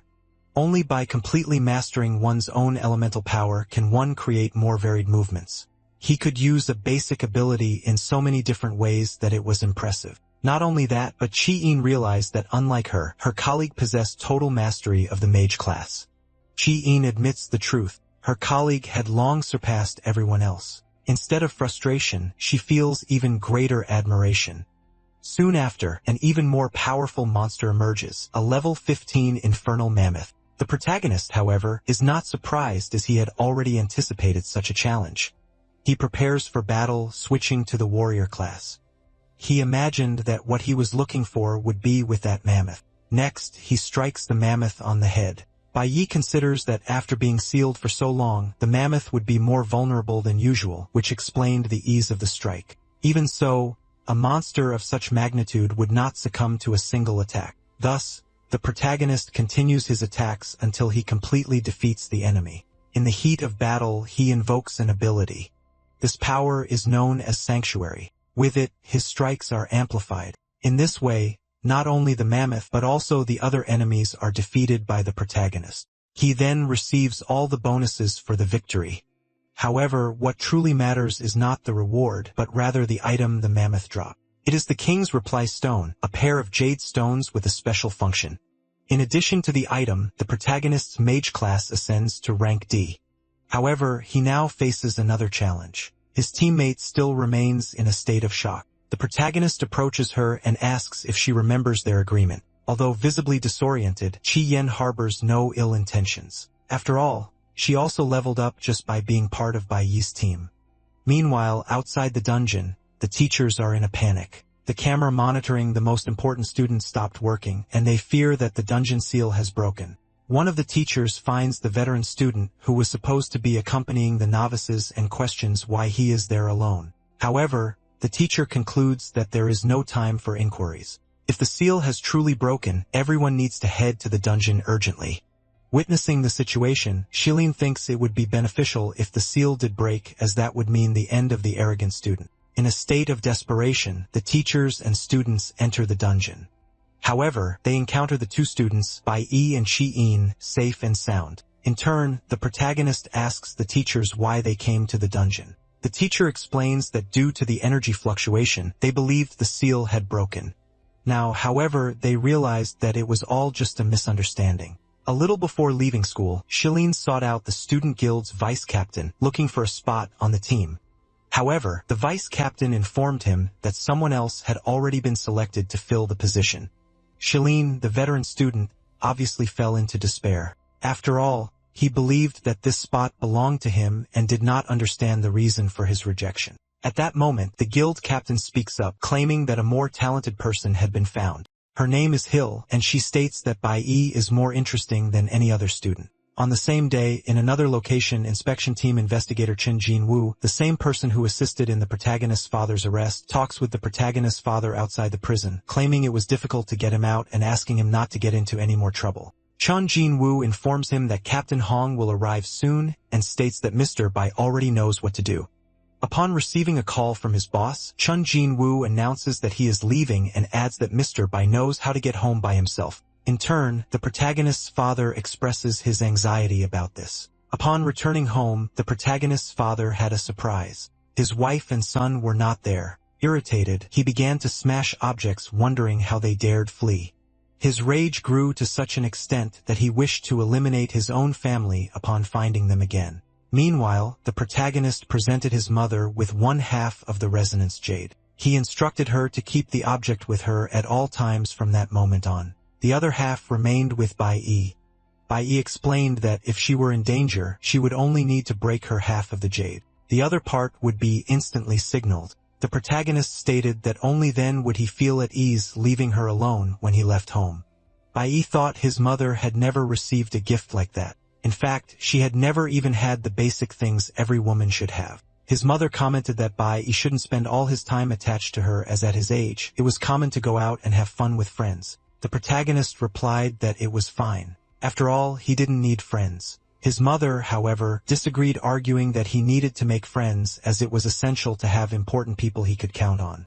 Bai recalled his past, aware that he had once had friends. He wondered if, in this life, he would find friends again. Sometime later, Bai headed to another demonic lair. Having resolved his other pending matters, he wished to focus on strengthening himself and found a rarely used lair due to its extreme difficulty. With the goal of improving himself, Bai entered the dungeon. He reflected that, in his past life, he had become a high-level warrior. However, that didn't prevent his companions from being eliminated. Now, he wanted to act differently, knowing that strength alone wouldn't be enough. In any case, evolving was important. But this time, the protagonist adopted a more individualistic mindset. For him, there was no point in having friends. It was better to focus on himself than on a team, because on the day the gods decided to toy with him again, dying alone would be preferable to seeing his friends eliminated before his eyes. Above all, he wished to become stronger than anyone else and intended to do so as quickly as possible, even if it meant fighting with all his might. Bai still considered himself weak, as he believed he couldn't defeat his father, even fighting with all his strength, not to mention the one who killed him in his past life. Furthermore, there were no shortcuts, and the option to give up the fight didn't exist. His only alternative, therefore, was to evolve to the fullest until he reached a level superior to that of his enemies. Facing the monsters, the protagonist invokes the sanctuary skill. With it, he eliminates several of them. However, time is running out as the dungeon gate is about to close. He knows he needs to defeat the boss quickly to complete the task. It doesn't take long until he locates the enemy. Bai faces the monster, aware that this is the final challenge. To his surprise, the boss proves to be faster than he imagined. It is a level 20 Yi Wuming.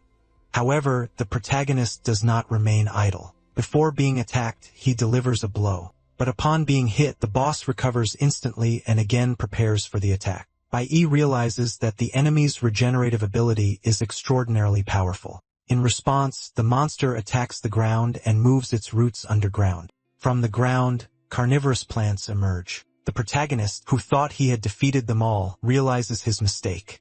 He reflects that a D-rank boss should not possess such strength. However, the surprises do not cease. The protagonist is hit from behind. Another boss appears, Yi Wuming's twin brother. Now Bai faces a double problem. Consequently, he takes longer than expected to exit the dungeon. At home, his distressed mother worries because her son has not appeared nor given news of his whereabouts. Fearing the worst, she decides to go out in search of her son. Meanwhile, the protagonist's father walks in the rain. He somehow discovered that his wife and son rented an apartment in the city. Immediately, he decides to go meet them both to get revenge. Upon leaving the building's entrance, the protagonist's mother is startled to see something unexpected, for the scene unfolding is not typical. Inside the dungeon, the protagonist felt exhausted.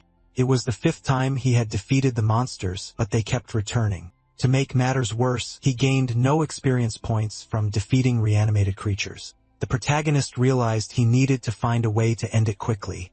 Otherwise, his energy would run out and he would be at the mercy of the monsters. Bai noticed that the regeneration ability was not limited to just the smaller monsters.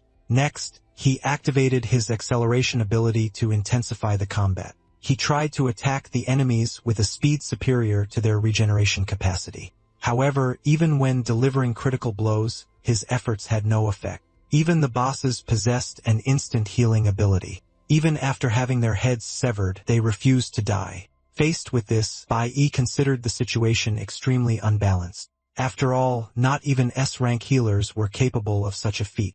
He supposed that someone was strengthening this power or that there was a location with infinite energy storage. While he pondered, one of the monsters decided to attack. He managed to defend himself, but barely. He realized that the boss had copied his fighting pattern and was imitating his movements. To the protagonist's surprise, the monster in front of him began to speak, declaring that its opponent was strong.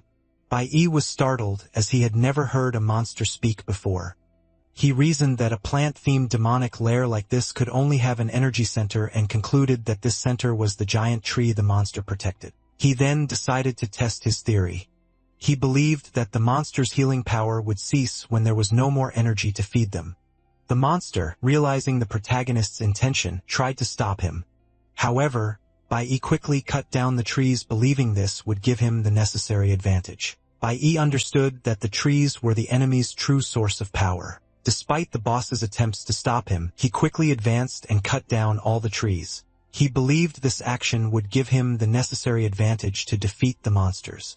The enemies tried to react but couldn't reach him in time. This was because Bai, after cutting off their power source, immediately froze them. With the enemies immobilized exactly where he wanted them, Bai now had the freedom to attack without worry. Bai knew there had been something wrong with his initial strategy, but he had now corrected the problem. Indeed, as soon as the trees fell, the enemy's power drastically diminished. He managed to defeat one of the enemies, gaining a considerable amount of experience. Upon witnessing his twins fall, the other monster managed to break free from the ice. However, Bai showed no concern. After all, he no longer saw that boss as a significant threat. To his surprise, the boss surrendered and asked to be eliminated. Bai considered it the first time he had witnessed such behavior from a boss. Regardless, he would grant the monster's request. Thus, he defeated the enemy and collected the dropped material, a poisonous thorn essential for forging the infinite poison spear, a weapon of great power. After the boss's defeat, the dungeon entrance opened again. However, before leaving, Bai noticed that his level had increased considerably and that he was about to acquire a new class. Yet, as soon as the transformation was complete, he realized it was a blue class, a flower summoner type. He wasn't very pleased, but he considered it positive that the class didn't require many attributes, even though he wasn't very familiar with its powers. What truly caught his attention, however, was this class's ability to make contracts with evil spirits. With this information, Bai concluded that perhaps the bosses he had just defeated could become his allies. Next, he spotted the enemy's souls hovering over their bodies and approached to speak with them. Thus, Bai activated the spirit contract ability. Now, the twins were under his command and could appear whenever Bai needed them. Sometime later, Bai's father's phone rang. Officer Chun informed him that he had secured a spot for Bai at Captain Hong's dinner. Immediately, Bai confirmed his attendance, promising to bring a meaningful gift as he saw it as a chance to return to the guild. After hanging up the call, he considered that it was indeed his lucky day. Next, he decided it would be good to visit his sister. Meanwhile, Bai's mother remained worried. However, Bai arrived home and asked her what she was doing standing in the rain. He approached her saying he would take her inside. Once inside the house, she received a gift from her son. Bai explained that his delay was because he was looking for the best Mother's Day gift. However, she felt that her son was hiding something and was determined to find out the truth. Meanwhile, Bai went to his room to rest. He pondered that, at the moment, he possessed 3 distinct classes. 2 of them had reached rank D, but he considered that it was still not enough. For he knew that sooner or later, he would find his father, and knowing him well, he imagined that he might have bribed one of the guards to get out early. For this reason, Bai had been preparing in advance, convinced that he couldn't be too careful. The next day, he headed to another dungeon, convinced that before starting serious training, he needed to solve his immediate problem. Fleeing was not an option. Therefore, his only option was to rank up and strengthen himself whenever he had the opportunity. That's why he always sought out dungeons above his current level. He believed that only then would he be able to face a greater evil. Because to confront a powerful enemy, it was essential to be properly prepared. At the School of the Awakened, Professor Huang announced that the assessment results had been released. She informed them that Bai and Shiyin had secured first and second place in the school, respectively, with the highest scores, and that recordings of their performances had been sent to the guild for review. Because of this performance, both earned a spot in the training journey. Furthermore, due to Bai's excellent result, they would have an audience with the Divine Guild. Not even Bai had expected this. The possibility of meeting the guild in person had not even crossed his mind. His classmates celebrated the achievement, believing that Bai was destined for great things. After class in the principal's office, Hong Liang asked his nephew Hong Chongxing if he was sure he didn't want to accompany the other 2. Principal Hong Liang mentioned that the boy's father had finally shown up to see him, suggesting that Chongxing could use the situation as an excuse to go to headquarters and join the training journey. Hong Chongxing, however, stated that he had placed 3rd, and did not want to go to headquarters without earning it himself, as everyone would then think he depended on his father for everything. His uncle appreciated his nephew's attitude and hoped that Chongqing's father would notice the boy's maturity. However, Hong Chongqing made a request. He wanted access to the sealed rank D dungeon in the back mountain, as he would use it to grow stronger. Meanwhile, it was revealed that Jiling was the school's general director's nephew. Unlike Chongqing, Xiling pleaded with his uncle General Director Zi Yunqing to let him participate in the training journey, claiming to be the sole heir of the Zi family. Zi Yunqing noted that the young man was the last of his lineage, but still acted on impulse. He then asked why he had acted that way during the simulated combat. The General Director knew very well that Xiling had manipulated the monster to harm the novices. He stated that the superiors were not fools and that Xiling's belief that he would go unnoticed after what he did was disrespectful to them. He added that as General Director, he managed to cover up his nephew's actions, but emphasized that if Xiling were not family, he would no longer be studying there. Upon hearing all this, Xiling broke down in tears, begging for forgiveness. His uncle, however, did not want to hear excuses, explaining that he only covered for him because, in a way, his nephew's actions had been useful. He revealed that because of Xiling's actions, the superiors had noticed Bai Yi even more, and now began to suspect there was something unusual about that boy. The General Director stated that Bai Yi's evolution was inexplicable, and because of this, someone from the guild wished to meet him personally. He also informed them that he would allow his nephew, Shilin, to participate in the training journey, but he warned him to stay in line. Otherwise, not even he would be able to protect him. Shilin was excited to learn that he would be going to the guild. Since he hadn't managed to harm Bai Yi the last time, he would have another chance. Furthermore, Xiling also wanted to settle scores with Hele and the others. Meanwhile, Bai Yi's friends were excited for him. They believed that an invitation to join the school's strongest guild was not for just anyone. After all, candidates usually went through several tests and many were not selected, but Bai Yi had been invited directly. Such an invitation was rarely distributed, which in the eyes of others only demonstrated how special Bai Yi was. However, Bai Yi showed no interest whatsoever. He took the invitation he received and threw it in the trash in front of everyone. Obviously, no one understood Bai Yi's attitude, but he simply turned his back and left. His classmates were perplexed. However, the most studious classmate had already understood everything. He commented that Bai Yi probably had no intention of joining anyone. From the way he was acting now, his goal was to lead, not to be a subordinate. After class, Bai Yi headed to the mountain behind the school. He had gained access to the rank D lairs and knew that no one else would appear there at night. Accompanying him was Hong Chongqing, who was responsible for the authorization. Bai Yi had arranged everything in advance, but he thought it best to enter alone, believing that only he could face such a challenge. However, Hong Chongqing refused to just observe and wanted to enter as well. Bai Yi had promised to teach Hong Chongqing how to evolve quickly on the condition that he gained access to this lair. He just didn't imagine that he would gain access to all the rank D dungeons in the school. In any case, the two entered and Hong Chongqing showed difficulty in fighting. Bai Yi even offered help, but Hong Chongqing refused, stating that he could manage on his own. As he watches Hong Chongqing fight, Bai Yi reflects on his situation. He still hasn't met the requirements to access the warrior's tower and therefore cannot enter it. Having practically cleared all the lairs he found, the school's dungeons are his only option at the moment. He knows that the higher an awaken's rank, the more experience is needed to level up. After reaching rank D, evolution becomes progressively slower. Noticing that Hong Chongqing was in trouble, Bai Yi decides to intervene, which annoys the boy. Despite this, Hong Chongqing finally reaches rank D and realizes that training away from his family's bodyguards is much more effective. Bai Yi also evolves, reaching rank C, and thinks that, with his current attributes, can handle the pending problem without difficulty. Upon arriving home, Bai Yi's mother asks if he has been going out with any girls. Bai Yi replies that he hasn't, claiming he is still in middle school. Then his mother questions why he is arriving so late. She explains that it's normal to like someone, and if that's the case, advises him to pursue love without fear, as he will regret it if he lets the opportunity pass. Bai Yi thinks there was only one girl in his life he truly cared about, He Lu, his former team member. She always courted him during missions, but Bai Yi always pushed her away. Even with all her advances, the protagonist saw her only as a friend. Furthermore, he was the team captain and took his work seriously, not seeing any possibility of romance between them. However, when he saw her perish before his eyes, it left him deeply furious. In his past life, his master saved him from death row, and soon after, he met Haley in the capital of the Sacred Kingdom. But now, Bai doesn't even know where she is and imagines that in this life it will be difficult to find her again.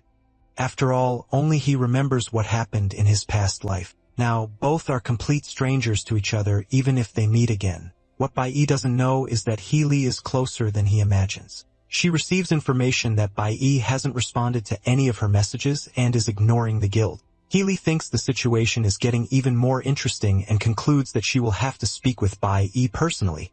Finally, Bai's birthday arrives. His mother hands him the promised gift. Upon opening the box, Bai finds the wrapping and inside it a card from his mother. He notices the gift is a scarf but finds it odd as it is still summer. He then asks his mother if she knew he was about to go to the sacred realm. She confirms, explaining that the sacred realm is quite cold and that he would need to dress warmly. Bai then realizes that his mother knew about his plans all along and that there was no point in trying to hide anything anymore. Still, his mother suggests that since it's his birthday, he should invite friends to celebrate. Bai insists that he has no friends. However, back at his school, Bai is surprised. One of his old friends appears with a gift, an action figure of his favorite model, which he hands to Bai. The nerd also approaches with a gift and hands him a special item. Bai sees that it is the original tape of his favorite movie and is impressed. He recalls that in his past life, he and the nerd used to skip class to watch old movies, and he is surprised that his classmate still remembers this. The nerd asks Bai not to let the teachers find out and hopes he likes the gift. Bai thanks him as he truly liked it very much. To his surprise, Chi-in also appears with a gift. Bai's classmates are shocked to see him receive a gift from a girl. Furthermore, they realize that the gift is an enchanted gem, a rank-a weapon. Bai argues that it is too valuable and that he cannot accept it. Chi-in explains that if it weren't for him, she wouldn't have been selected for the training journey, and that is why she would like to thank him appropriately. She adds that the item is not that valuable to her family, and that it would be much more useful to Bai than to anyone else. Bai considers that indeed it would be a waste to refuse something like that. He imagines that Chi-in chose the gift after seeing him use a more basic magic weapon, and he notices the girl's attention to detail. Furthermore, he feels touched to notice that even with his cold demeanor, all his friends remembered his birthday and brought him gifts. Meanwhile, the boys wonder since when Chi-in and Bai became so close. Curious, Chi-in asks what they are talking about. Thinking of a way to return the kindness, Bai invites everyone to dinner, stating that the meal would be on him. With the protagonist's dinner invitation, the friends were very surprised and happy. Meanwhile, the protagonist noticed some high school students nearby approaching his classroom. Outside, these students were commenting about the guild leader's visit to the school and were eagerly awaiting a glimpse of her, known for her beauty. Understanding the situation, the protagonist realized that all that commotion was because of him. He decided that it was best to resolve the situation as quickly as possible. Amidst the confusion, Shalene was also awaiting the arrival of the guild leader. With growing anger, Xiling wondered if Bai was really so important that the guild leader would want to speak with him personally. At that moment, the protagonist arrived in the corridor. Suddenly, a swift figure shot through the middle of the students. The protagonist was surprised as the figure was moving with impressive speed, leaving a trail of impact wherever it went. Bai interpreted that as a mere distraction and prepared himself for combat. The moment he drew his dagger, the figure moved in the opposite direction. Bai realized that he was facing an extremely fast opponent and managed to defend himself in time to avoid being hit. Unlike him, the others could barely keep up with what was happening. At that moment, He-Lu revealed herself. She retreated after the counterattack and stated that Bai's reflexes were truly impressive, believing she had made the right choice in inviting him to her guild. Upon seeing Healy, the protagonist was in shock as he definitely did not expect that appearance. Healy explained that her guild had sent several invitations, but since Bai hadn't responded, she decided to appear in person to talk. Seeing Bai being confronted, his colleagues thought he wouldn't have the courage to reject the girl directly, as it would be an awkward situation. Hill considered it better to introduce herself formally, but before she could do so, Bai ran and hugged her. Witnessing the scene, everyone around was in shock, including Xiling, who couldn't believe what he saw. For his part, Bai expressed his happiness at seeing Hele again after such a long time. Obviously, she didn't understand his reaction, much less the others, since no one expected Bai Yi to suddenly hug the guild leader. The nerdy colleague commented that, although it didn't seem like it, Hele was the same age as Bai Yi. She had been in the same class as them, but awakened her abilities earlier. Turning back to Hele, she pulled away, visibly embarrassed. However, she asked if she could interpret that hug as a yes to her invitation. She argued that the guild could offer everything Bai Yi needed, including resources for him to become stronger. Bai Yi stated that he would not join the guild as it made no sense to him. He explained that he would soon create his own guild, and when that happened, perhaps they could fight side by side. Next, the guild's vice leader appeared. He informed them that Captain Hong had returned to campus and that the board had requested they welcome him. At that, Hailey told Bai Yi that they would meet again on the training trip. That way, they could talk better, including about the fact that he had mentioned they hadn't seen each other in a long time. Seeing her walk away, Zilin seethed with rage.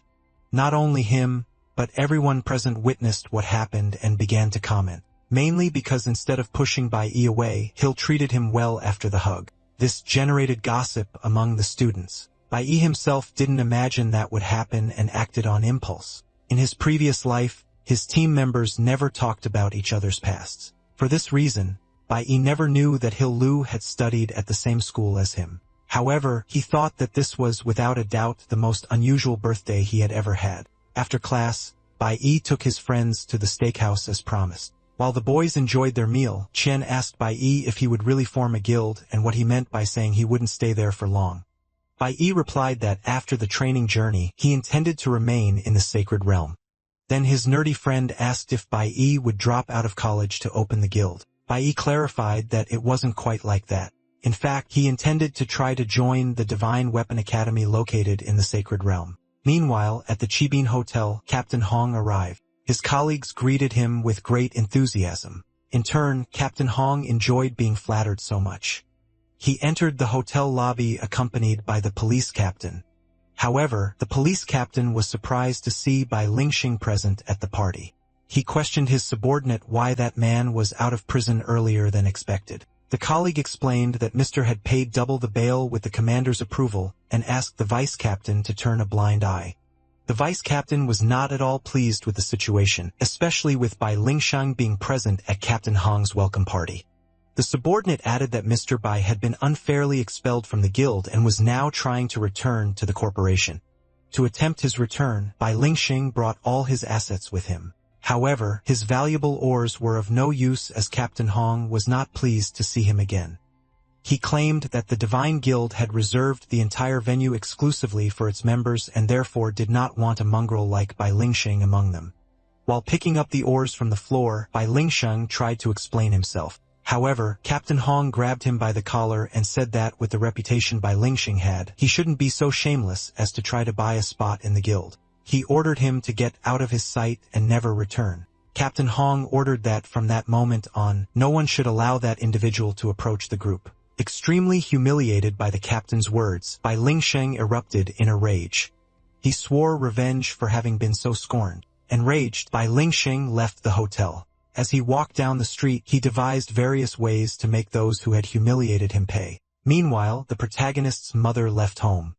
By an unfortunate twist of fate, she and Bai Lingxiang unexpectedly met. Meanwhile, the protagonist was still at the restaurant. He observed some members of the Divine Guild. One of his friends commented that if Bai Yi joined the guild, he could become as prestigious as those men and perhaps even surpass them. For his part, the protagonist thought the day had been exceptionally good. He wondered if fate was gifting him on his birthday. However, he couldn't shake off a strange premonition, as if something terrible was about to happen.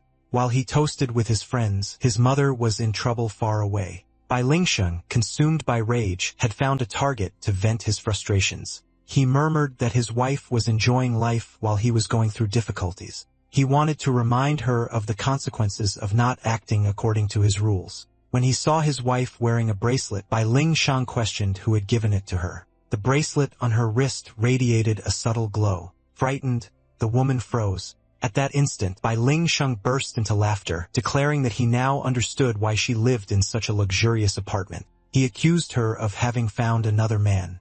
Consumed by fury, he advanced to assault the defenseless woman. However, the bracelet that Bai Yi had given his mother reacted in time. From the magical object, a creature emerged, preventing Bai Ling Shang from continuing his attack.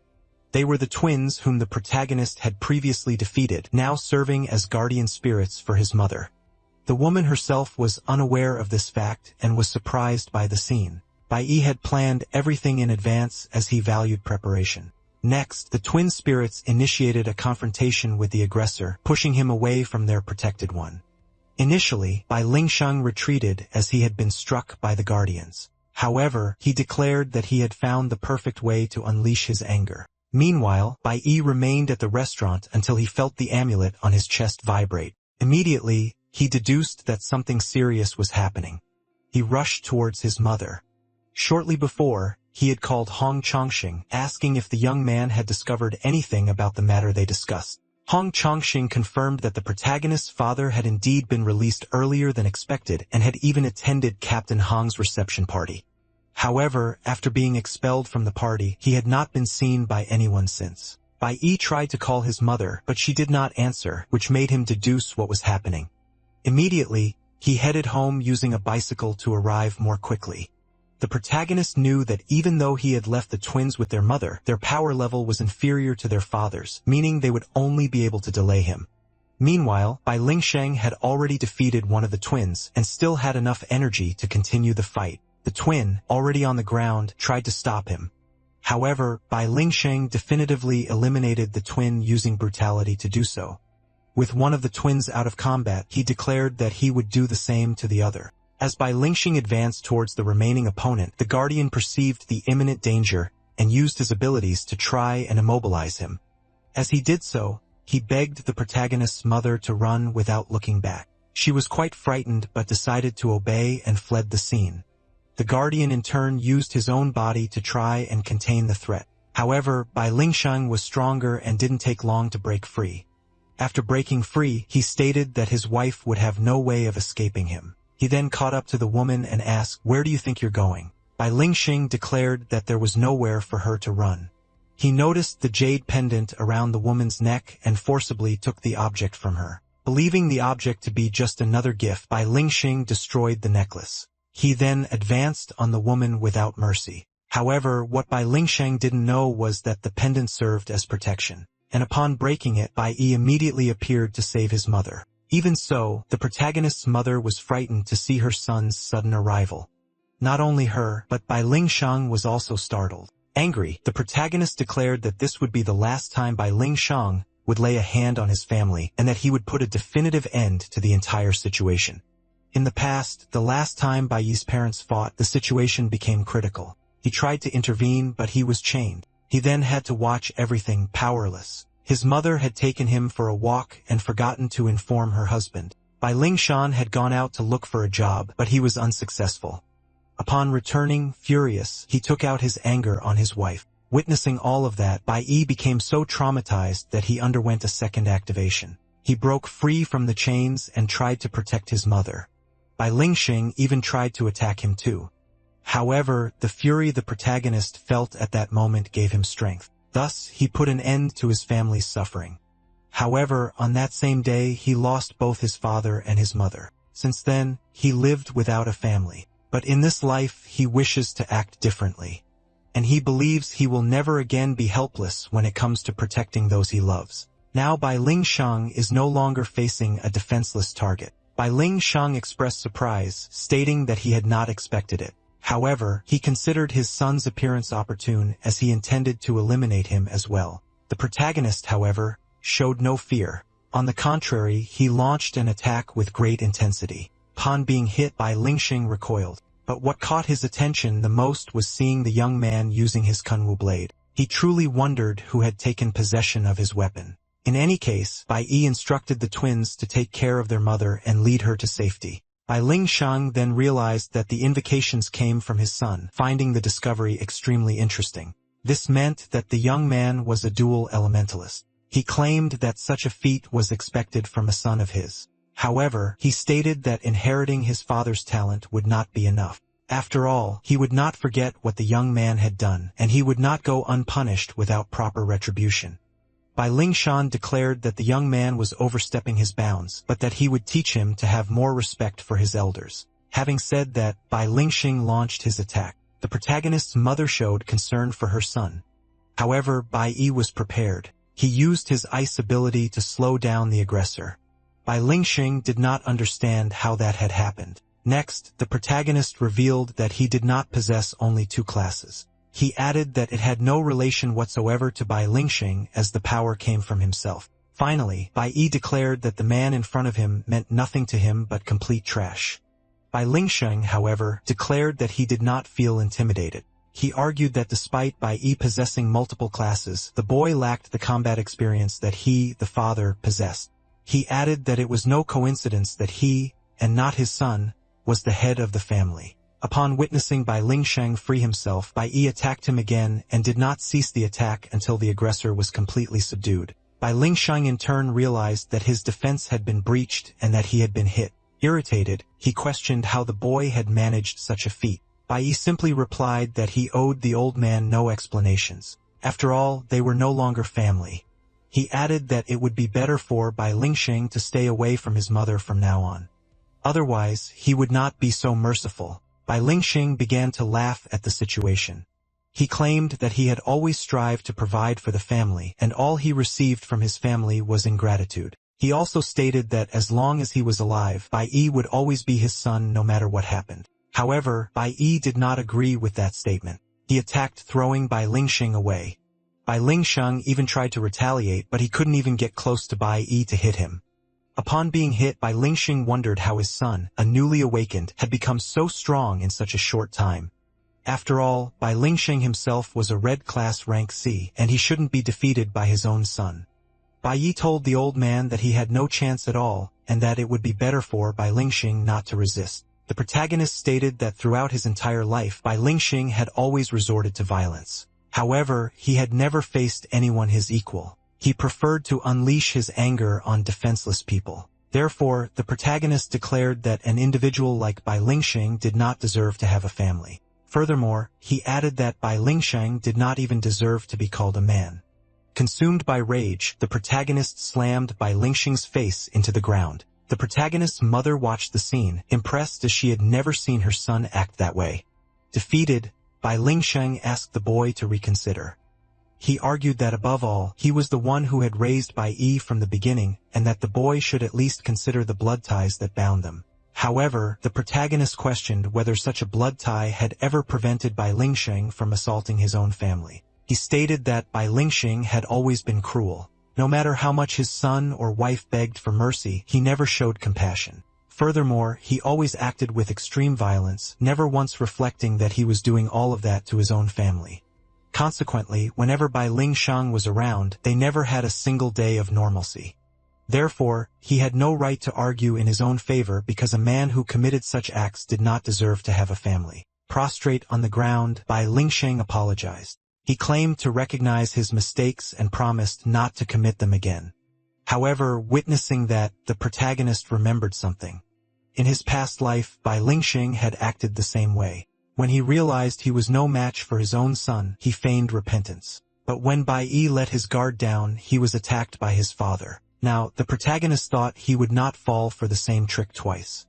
His adrenaline was pumping, and he concluded that there was only one way to end it. Bai Yi's mother tries to stop him from committing an irreversible act. However, Bai Yi argues that there is only one way for a sinner to truly repent for his mistakes, to ensure he never has another chance to err. Seeing imminent death, Bai Lingxing tries to negotiate for his life. However, his pleas are in vain as Bai Yi remains unyielding in his determination. He invokes his ice powers and silences Bai Lingxing. Bai Yi reflects that he had reached this point before and there is no reason to hesitate now. Suddenly, he hears his mother's voice pleading with him not to proceed. The guardian beast had lent its voice to Bai Yi's mother. Through it, the mother asks her son not to become a person as cruel as his father. She argues that Bai Lingxing has already lost his most precious possession, his pride. He will live regretful and resentful for the rest of his life, and that in itself will be his punishment. The mother adds that she does not wish to see her transform into a monster, as that is exactly what will happen if Bai Yi goes through with his plans.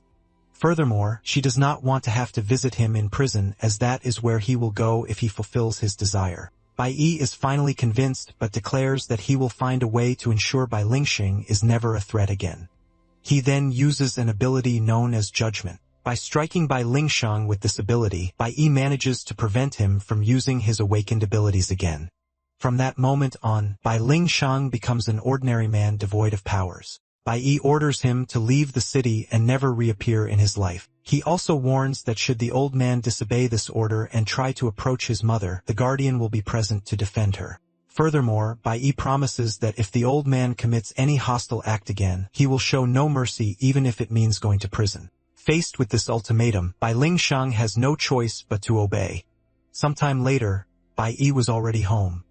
He entrusted the twins with taking very good care of his mother. Bai Yi commented that he had arrived in time to save her. Otherwise, something terrible could have happened. However, his mother reassured him, stating that everything was fine. Even so, Bai Yi remained worried and said he would need to get another pendant for her. His mother thanked him for his concern. However, Bai Yi was startled to hear her voice again. This time, however, it wasn't the guardian's voice, but his own mother's voice. His mother didn't know how it had happened, but the guardian spirit explained that her loss of voice was due to an old wound, which he had managed to heal. Sometime later, the guardian asked Bai Yi if he would really leave and abandon his mother after everything that had happened. Bai Yi explained that he had already paid the rent and that when he saved enough, he would buy the property outright. Furthermore, he had already prepared a new pendant for her. However, he would still need the twins to protect her full-time. He added that his mother knew he was leaving for a good cause. What she didn't know was about his past life and all the experiences he had already lived through. Despite everything, Bai Yi still carried a great hatred, mainly due to what had happened to him and his team in the past. Because of this, he felt the need to go to the sacred realm, as it was there he would find his revenge. This time, he would arrive at the sacred realm earlier than the first time, and that could be an advantage. Even without knowing if he would be able to return or achieve his goals, he was willing to drop everything and go there. While walking with his mother through the city, she commented that she had almost forgotten to pray. For every year, on the first full moon of the summer holidays, the great mage of the flower goddess temple returned to Chushi City. Bai Yi had even forgotten that his mother was a devotee of the flower goddess. He also hadn't told her when he would leave, as he thought it better to go in silence. After all, the one thing he was least good at was saying goodbye. Sometime later, the protagonist friend received news of the successful surgery to correct his problem. The boy's parents were very grateful for this. He, for his part, thought it was not such a big deal. His mother disagreed, stating that such procedures are not simple and that they should be grateful, but she advised him to rest for a good recovery. The young man did not want to have the surgery at that moment, as his friends were leaving, and he wished to at least say goodbye. The next day, Chiyin's mother said goodbye to her, asking her daughter not to let her father work late when she saw him. The school official said that the students would only be traveling for 15 days, and therefore parents should not act as if they would not see them again. Meanwhile, the protagonist waited for the train alone. His teacher noticed this and asked if Bai Yi's parents couldn't accompany him. The protagonist simply replied no. Huang, the teacher, inquired if he had always been so independent. Bai Yi thought his teacher truly had no idea of his situation, but he decided it was better that way. He had gotten used to being alone a long time ago. After losing his family, Bai Yi also lost his best friend. And just as he was getting used to his teammates, he also lost everyone on that fateful day. Due to so many losses, he became accustomed to dealing with pain and silence. Therefore, he disliked goodbyes and preferred to act in his own way. Professor Huang announced the train's arrival, instructing everyone to prepare. Focused, Bai Yi could only think about his journey. Suddenly, a familiar voice called his name. Looking back, he was surprised by what he saw, something he hadn't expected. His mother, accompanied by his friends, had appeared to say goodbye. Lin Lu had managed to escape the hospital just to see him, warning that he would be in trouble if his parents found out. Bai Yi reprimanded his nerdy friend, reminding him that he needed to recover from surgery. Lin Lu insisted that he was fine, but admitted that worry had brought him there to advise Bai Yi to be careful on his trip. His friends, showing affection, made sure to bring clothes and food for Bai Yi. Even the class representative expressed her joy at seeing how much Bai Yi was loved. Bai Yi's mother also brought a gift, a bracelet from the goddess temple, stating that it would protect him. She explained that just as her son had once given her a gift, she wanted to return the favor with something that would help him on his journey.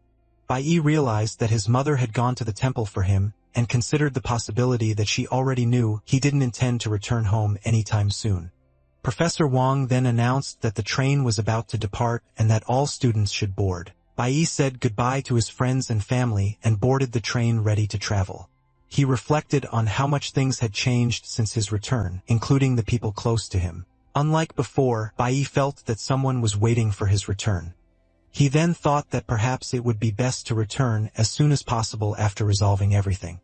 Not far from there, a man watched the train depart. He noticed that Bai Yi had boarded safely and that the item had been successfully delivered. It was Lu Zhongjiang, the patriarch of the Flower Goddess Temple. Now he thought that the rest depended solely on Bai Yi. Inside the carriage, the professor explained that the guild was handling the sea crossing and that they would soon reach the border of the Zhang Kingdom. With that, the training journey officially began.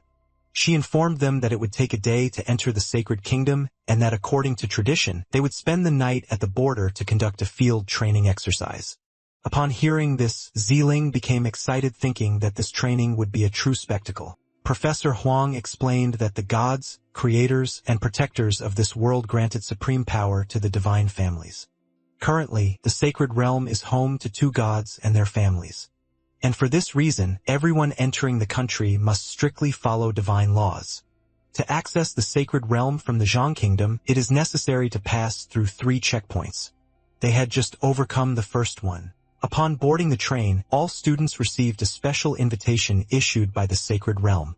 Now, the students were arriving at the second border checkpoint. There, everyone would have to register their information and undergo a complete security check. Normally, this process took an entire day, and only after its completion could they continue their journey. The next day, it was time for the first combat training on the coastal border of the Zhang Kingdom. Qi Yin noticed the protagonist wearing a new outfit and commented that he looked older.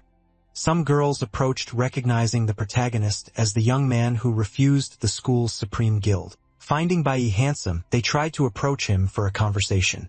They were older students and due to rumors, everyone already knew who Bai Yi was. However, Bai Yi was not interested in conversation and left them talking to themselves. Bai Yi only thought that the beasts of the desolate land were too weak and would not help him rank up, which would hinder his level advancement. At that moment, an older student approached boasting that he had also been the best student in his time and stated that fighting the beasts in that location was no big deal. His name was Zhang Jun and he claimed that fighting beasts in real combat was much more challenging. Upon hearing this, the girls began to show interest. They cast their charm on Zhang Jun as Bai Yi knew they only wanted to be protected. In any case, Professor Huang reinforced that the students on that journey were part of the school's elite. She instructed the students to train only in the designated area, avoid acting alone, and return to the camp to finish training by 8 in the evening. Excited, Zhang Jun said he had heard these rules many times and went ahead with the 2 girls. Ziling was also excited, always showing an expression of someone planning mischief. Meanwhile, in the sacred realm, Captain Hong arrived at a certain location where an ally informed him that Captain Shan En was waiting for him. The Supreme Guild's vice leader considered it a privilege for his guild to use the same train as the captain as they thus did not have to pass through the checkpoints. In turn, the captain instructed Hong Changxing to wait with the squad. With that, the young man had no choice but to obey. Back in the desolate land, Zhang Jun was showcasing his powers. The fawning girls were happy to be on his team. Meanwhile, Bai Yi focused on his own training. He thought that to level up, he would need to face stronger beasts, but he knew he wouldn't find them there. Furthermore, defeating low-level beasts was not worth his time and effort. Amidst this situation, Zhang Jun was hit by a creature stronger than him. When he was injured, he wasn't even supported by the girls. They were in shock and couldn't react. At that moment, Bai Yi became the creature's next target and, unlike the others, had no intention of retreating. With a single blow, Bai Yi eliminated the threat. The protagonist disdained the defeated monster so much that he didn't even care about its spoils. Bai Yi knew that location offered no challenges worthy of him, so he decided to seek a more formidable opponent. After some time, he found some magic crystals. However, he noticed that these crystals concentrated great energy and usually formed in demonic layers or areas infested by beasts. The magic in the crystals, however, was almost depleted, suggesting it had been drained some time ago. The The trees in the region also seemed to have been drained. Bai wondered what kind of enemy would be capable of absorbing such immense energy. After walking for a while longer, he reached the end of the trail. Upon inspecting the area more closely, he found a strange flask on the ground. On the object there was an inscription indicating it belonged to Zifeng Industries. As night fell, it was time to conclude the training. The teacher prepared dinner for the students using beast meat. She explained that combat training simulated life in the wild, and finding food like that was an essential part of survival in a hostile environment. Some students were reluctant to eat monster meat, while others did not hesitate. Meanwhile, the students noticed that Bai had not yet returned to the camp. Shi-in expressed surprise, praising the teacher for being not only good at theory, but also at applying her teachings in practice. Wang revealed that before becoming a teacher, she had studied to join the Divine Guild. However, she was not considered good enough to pass the test. The teacher confided in the class representative that it was her first time in the sacred realm asking for secrecy. Huang added that thanks to Qi-in and Bai Yi, she finally had the opportunity to visit the place she had always dreamed of seeing. While she was talking, Qi-in barely noticed something approaching. Unlike the student, the teacher perceived the danger and quickly managed to protect Qi-in in time. However, the teacher herself ended up being hit by an enemy attack, and Qi-in witnessed everything before her eyes. Frightened, the other students tried to understand what was happening. Meanwhile, Bai Yi was trying to return to the camp as quickly as possible. He had discovered that a powerful demonic beast was on the loose. However, Bai Yi could not arrive in time as the teacher was caught off guard. Huang instructed the students to run to the nearest guild. The teacher knew very well that she was facing a rank B demonic beast and intended to at least distract it while the students fled from danger. On that same day, upon arriving at the location, Shilin put his plan into action. Furious that Bai Yi had stolen all the attention for himself, he sought revenge. To do this, he brought the demonic beast with him and released it to absorb the environment's nutrients. Shilin believed that after the beast acted and everyone was injured or defenseless, he would emerge to save the day, thus earning the fame of a hero. However, the situation spiraled out of control. Shilin found himself helpless as the beast became more powerful than he had imagined, turning into a problem he could no longer manage. Cowardly, Ziling decided to stay away from the action, leaving the others at the mercy of danger. Due to his recklessness, Professor Huang was the first to be hit and others were also at risk. While running, the protagonist recalled that in his past life, he had faced a rank S enemy, a monster that had given him a lot of trouble. From that experience, he knew that the current adversary was strong in both defense and attack. Furthermore, the most powerful person there was Professor Huang, but she was rank C, significantly inferior to the rank B beast. The protagonist himself recognized that he would not be able to defeat the creature without using his full potential. However, by doing so, he would reveal his true capabilities to all the students, which could attract the attention of the so-called gods. Turning back to the professor, she realized that the monster had already injured half the class. She also noticed that the creature's attacks caused paralysis. Desperate, she did not know what to do in that situation. The creature, in turn, was feeding on people's energy. Qi-in was the one who resisted the most, but even she was at the monster's mercy. However, before the creature could attack again, it was hit. Huang declared that she would not allow the monster to approach her students. With that, she became the enemy's primary target, as she had drawn all the attention to herself. The creature advanced to deliver the final blow, but before it could do so, the protagonist arrived in time to save the professor. Bai Yi positions himself in front of the teacher and protects her counter-attacking the enemy. In doing so, he prevents Huang from being defeated. He reflects that his power is still insufficient against such a formidable enemy. For now, he can only control the beast. Next, he attacks the enemy with a blast device and manages to freeze the creature completely. However, this action does not go unnoticed as all the other students witnessed Bai Yi change classes. Bai Yi ponders that there is not much to do. He cannot allow the others to be eliminated even if it means revealing his secret. Teacher Huang, despite being in the most critical situation, shows concern for her student. Meanwhile, the monster has not yet given up the fight. The creature performs the feat of disappearing before everyone's eyes. The students become truly frightened, but the protagonist knows that the danger has not ceased as the creature can return at any moment. With his current strength, Bai Yi knows that he cannot defeat the monster, but he can at least seize the opportunity to help the others retreat.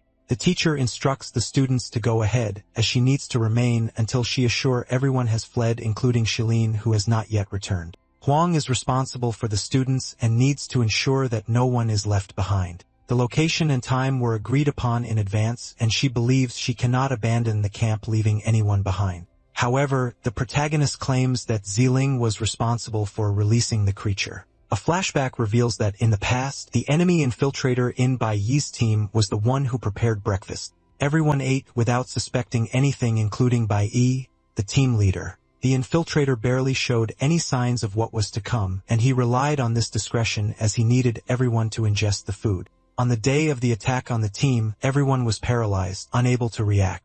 He had mixed a paralyzing agent into their food for a month, using this perfect tactic to incapacitate his targets. Back in the present, the protagonist did not hesitate to accuse Ziling. He explains that the Zifeng industry belongs to director Zi Qingyun's family and is currently managed by Ziling's father.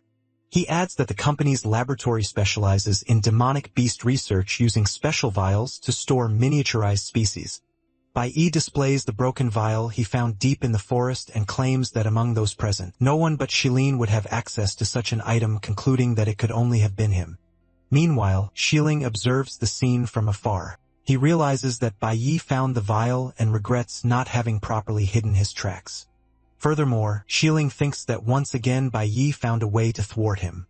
Consequently, his anger towards the protagonist only intensifies. Returning to the students, everyone starts to turn against Shilin. They state that Shilin should be severely punished for his actions. Shilin hears everything, which only fuels his fury. In any case, the teacher insists that they need to leave there as quickly as possible. She hands a radio to the class representative, leaving her in charge of communication. However, a shot from afar destroys the radio. Chi-in ends up getting injured in the process. This leaves her teacher even more worried. While some wonder what happened, the protagonist knows very well who did this. Then a smoke grenade is thrown. A paralyzing gas spreads among the students. And amidst the confusion, Shilin approaches wearing a mask. Shilin approaches the other students furious with the protagonist. He claims that Bai Yi is the real culprit for the entire situation, as it was he who incited everyone against Shilin and his family. For this reason, no one would leave there alive. However, Bai Yi, unlike the others, is not affected by the gas. He approaches Shilin and asks if he truly plans to get rid of all the students. While some can barely stand due to the smoke, Shilin continues to throw grenades into the area, showing no mercy for his classmates. He reveals that he was saving these grenades to use against the creature because he, Shilin, was supposed to be the class's savior, not Bai Yi. However, since the protagonist decided to ruin his plan, everyone would pay for having chosen to flatter the wrong student. Shilin points his bow at the protagonist, but before he can shoot, Professor Huang tries to convince him to give up. She states that it is still possible to do the right thing and that Shilin doesn't need to act that way. After all, she believes that everything was just an accident because the Shilin she knows would never harm his classmates. In turn, Shilin replies that it's too late and there's no turning back now. Professor Huang realizes that she can barely move and that if she continues like this, she will faint like the others. Next, the protagonist inflicts a wound on himself and declares that in one thing, Shilin is right. There's no turning back from what he has done. He adds that it doesn't matter how wrong Shilin feels, because no excuse Shilin uses justifies his horrendous actions. Angrily, because the situation reminds him of his own past, the protagonist asks how Shilin has the courage to point a weapon at his own companions. Then, Bai Yi defends himself from a fired arrow and advances toward the aggressor. With a precise strike of his sword, he definitively prevents Shilin from firing another arrow. Not only that, but in the process, Shilin's mask breaks, leaving him exposed to the gas. Bai Yi feels no pity because for him, traitors do not deserve any kind of forgiveness. Shilin, feeling excruciating pain after the attack, accuses Bai Yi of being a lunatic, blaming him for everything that happened. However, the protagonist retorts, stating that it was Shilin who hid amidst the chaos, watching everything from afar, and then questions, who is the real lunatic? Bai Yi claims that Shilin was responsible for causing this tragedy. Furthermore, his attitude put everyone's lives at risk, including Shilin's own well-being, all in the name of pathetic revenge, and almost eliminated a good portion of the students and the teacher who had nothing to do with the situation. Confronted with the truth, Shilin breaks down in tears. He claims he didn't interfere for fear of not being able to defeat the creature, which is why he remained hidden, and states that he can explain everything. However, the protagonist doesn't want to hear anything more. Bai Yi declares that Xiling has already made his decision and now it's time to face the consequences. Desperate Xiling begins to think that Bai Yi is even crazier than him, as he truly intends to eliminate him.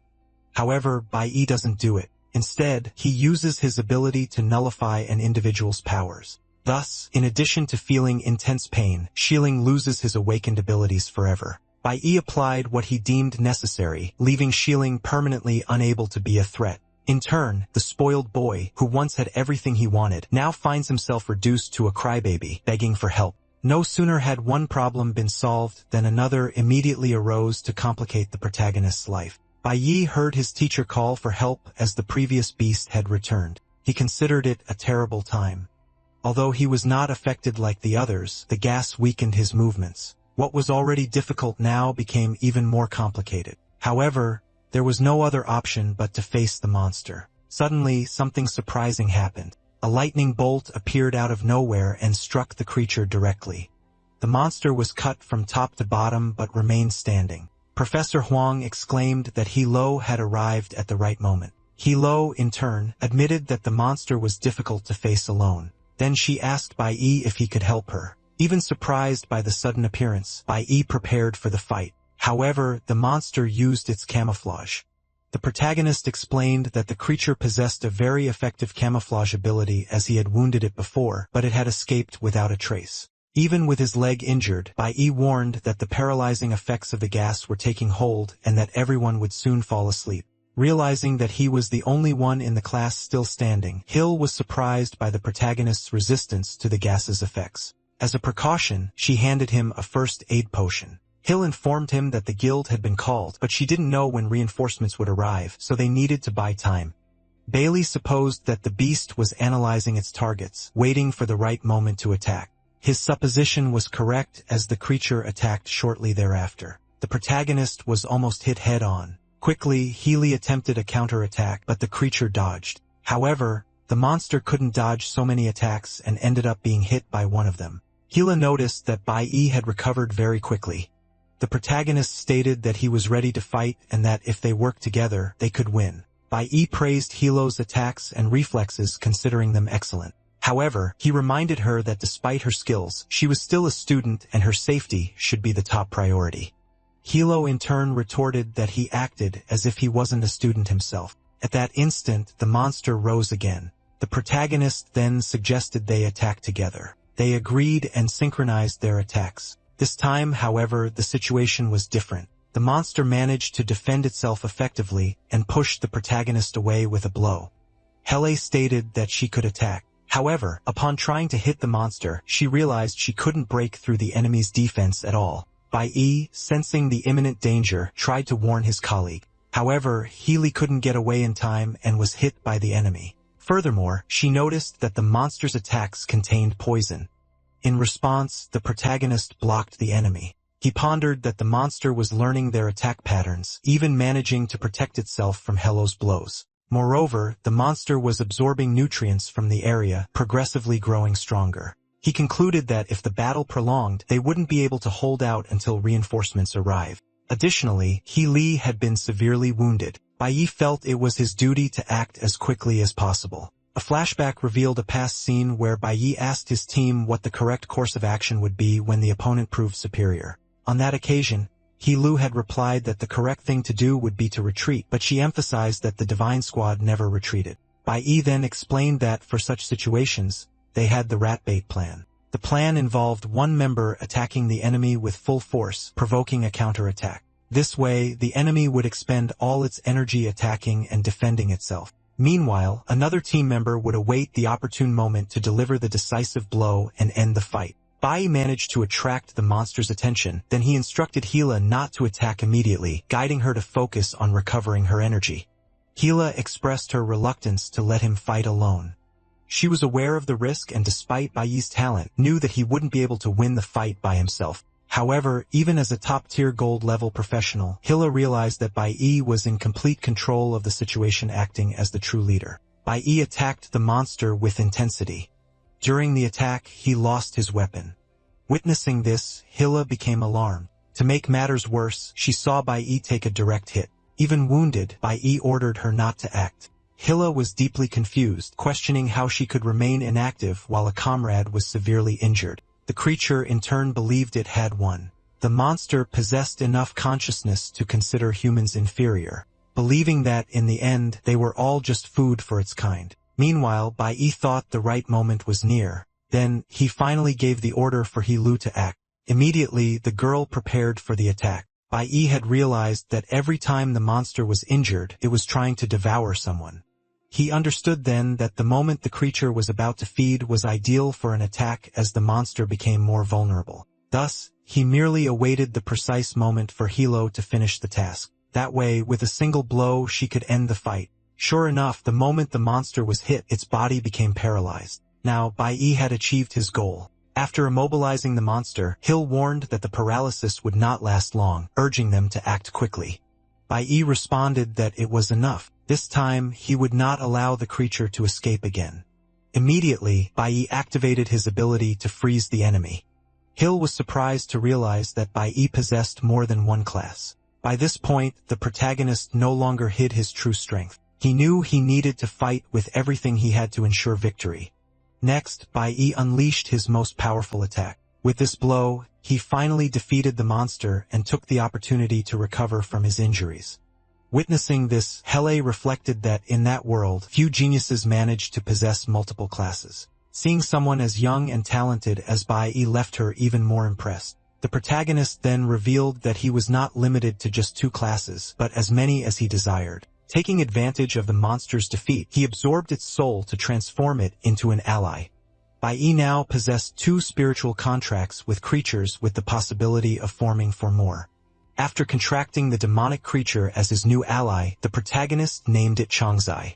From that moment on, he could summon Changzai whenever he wished. Impressed by Bai's multiple class changes, Hilo asked how far his powers extended. Bai simply asked her to keep everything a secret. Hilo understood that if he hadn't revealed his powers publicly yet, it was because he wished to maintain discretion. She then agreed to keep Bai's secret. Shortly after the cavalry arrived at the location, they were the guild's 26th platoon, and the leader asked if the others were all right. Upon seeing the monster's corpse, the squad leader understood that the threat had been neutralized. All that remained was to send the injured and unconscious to a safe location after they received first aid. The class representative, still frightened, was comforted by the teacher.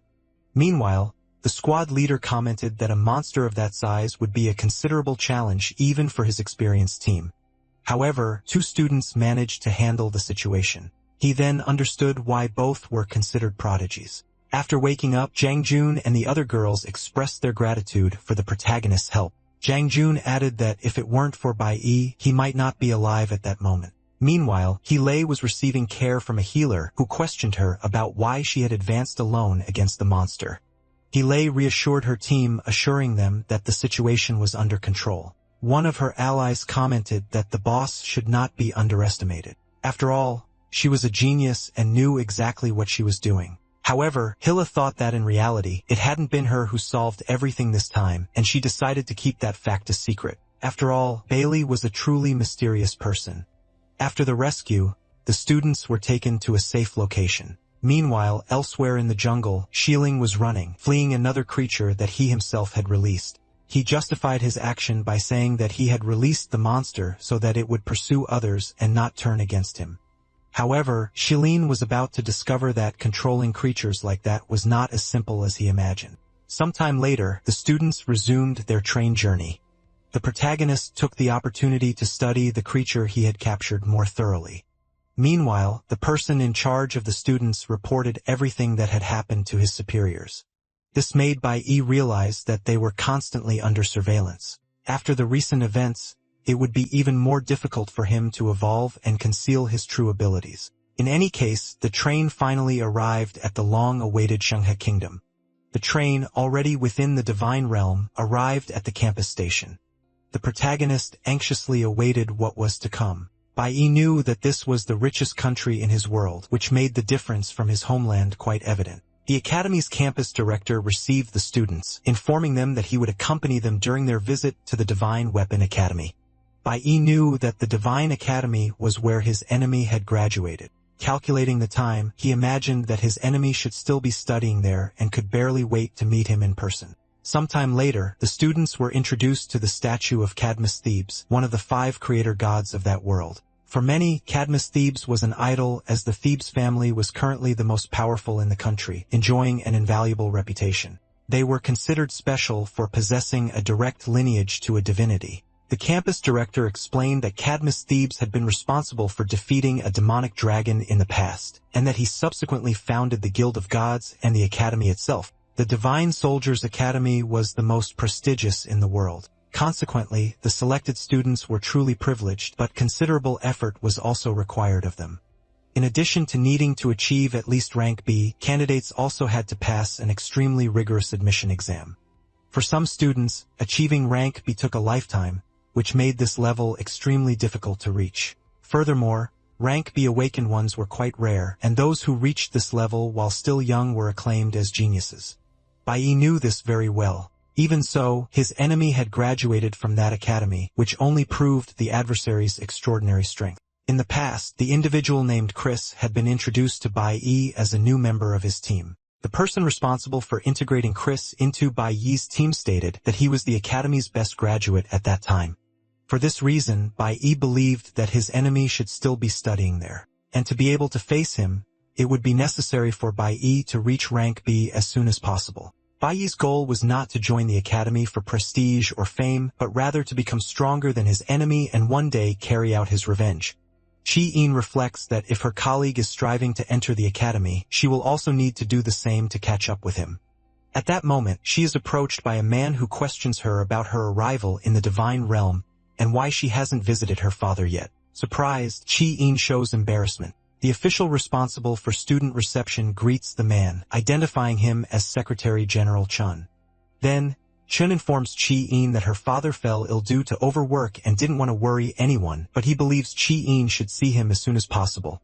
Immediately, Chi-in arranges transportation to go meet her father. The students who don't know her well begin to inquire if Chi-in belongs to a prestigious family. Soon after, a luxurious limousine parks nearby, leading the students to wonder if everyone there owns such sophisticated vehicles. From inside the limousine, a group of academy students disembarks. The director reprimands them for their delay. However, one of the students explains that as students of the East Territory's Supreme Private Academy, they need to train in monster lairs at night. He adds that they had an intense training session and ended up oversleeping. The director clarifies that this training journey is conducted in conjunction with different countries and schools, and that these newly arrived students are, in fact, locals from the Shenge Kingdom. The visiting students are visibly impressed. However, the admiration is not reciprocated as the newly arrived students barely pay attention to the visitors. The group leader declares that all these visitors must be from common, unprestigious families, and therefore do not deserve their attention. Upon hearing this, the visiting students become uncomfortable with how they are being treated. Even Professor Huang considers the attitude excessive. However, the leader of the senior students mocks the others, claiming they are nothing but a bunch of bumpkins. He states that unlike them, he and his friends are from noble families of the Shenge Kingdom. Therefore, the resources they receive are significantly superior to those of the others. He adds that because they are from a private class, there are only 5 students in their school, and the institution spares no expense for them. But he emphasizes that ordinary students cannot understand this as they are not privileged. The leader assures them that unlike the bumpkins, he will certainly enter the Divine Weapon Academy in the future. He justifies this by saying that although he is still in his 2nd year of high school, his level is already almost rank B. For this reason, he and his friends were invited to visit the academy in advance, and he questions the presence of bumpkins on their excursion. One of Hilo's allies felt offended and stated that their group was perfectly capable of competing with any other. However, the leader of the other students with a tone of superiority declared that his group had just flawlessly cleared a rank D dungeon, and therefore, he didn't see how they could lose to others. An ally of the leader added that a bunch of bumpkins should never have set foot in a dungeon of that level. According to her, it was useless to argue, as they wouldn't even know what that meant. After all, in her view, commoners couldn't possibly understand the language of nobles. She continued, stating that as nobles, they were trained to assume prominent positions, while the others existed only to serve the stronger ones. Meanwhile, Bai, the protagonist, reflected that the position of divine blessed was the highest social standing a common person could achieve without belonging to a divine lineage. He had achieved this status in his past life, but he considered it useless as he ended up being abandoned by the gods he had so flattered. Suddenly, a flying object rapidly approached. Some students immediately recognized it as the exclusive transport of the divine race. They wondered what members of the divine race would be doing in that location. A man emerged from the transport and announced that apparently all the students had arrived. Everyone was shocked upon recognizing the figure. It was Lin Feng, the blessed of the renowned Thebes family. As soon as he arrived, Lin Feng asked if Bai was among the students present. The arrogant students, visibly confused, wondered who this Bai could be. Bai, for his part, remained silent. However, Lin Feng already knew him. He knew that Bai had single-handedly cleared a rank D dungeon in the simulation test, and therefore, he was eager to meet him. He added that the Thebes family was deeply impressed with the young man's performance. Lin Feng further informed that the family was organizing a hunting competition and invited Bai to attend as a special guest. The arrogant students were in complete shock upon hearing such an invitation. Without further ado, Lin Feng asked Bai to accompany him immediately. 100 years ago, the world was plunged into chaos with the emergence of countless demonic monsters of overwhelming power.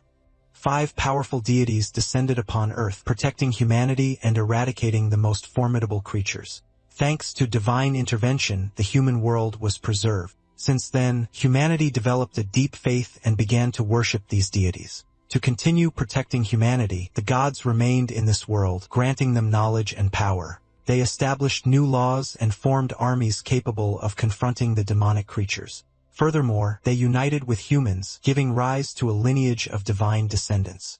These demigods are known as the divine race. Although everyone knew this story, learned since childhood about the protective gods, Bai no longer trusted the credibility of such accounts.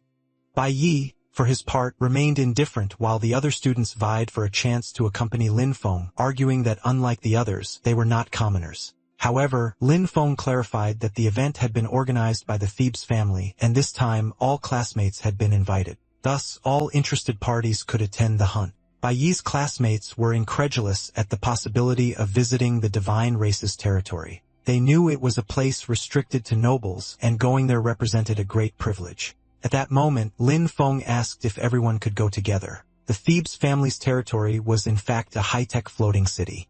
Its inhabitants used to travel by flying vehicles just as Lin Feng had done. The 5 divine families were spread across various regions, with the Shengi nation predominantly inhabited by the Thebes family. They were all descendants of Cadmus Thebes and currently led the most powerful army in the world, the Guild of Gods. Naturally, they also managed the Divine Weapon Academy. Consequently, the entire process of army selection and management was conducted by them. The awakened academies in various countries were also under their jurisdiction. Bai thought he had attracted their attention due to his performance in the graduation exam, but he didn't understand why he had been approached specifically at the hunting competition. Lin Feng led the students during the visit to the location. While the other students were dazzled by the beauty of the place, Bai only thought that he had finally reunited with the divine family, as it was not his first time there. Shortly after, a servant announces the arrival of visitors for Shin Thebes, the first heir in the line of succession. Shin Thebes reflects on art and ruins. His grandfather claimed that art was the only proof of human existence. His father, the king, believed that ruins were the true evidence. Shin, however, concludes that true art lies in creating ruins. Some students do not understand Shin's reasoning. The leader of the spoiled students instructs the others to show respect and bow, stating that only the ignorant face a deity directly. The protagonist, however, remains with his head held high.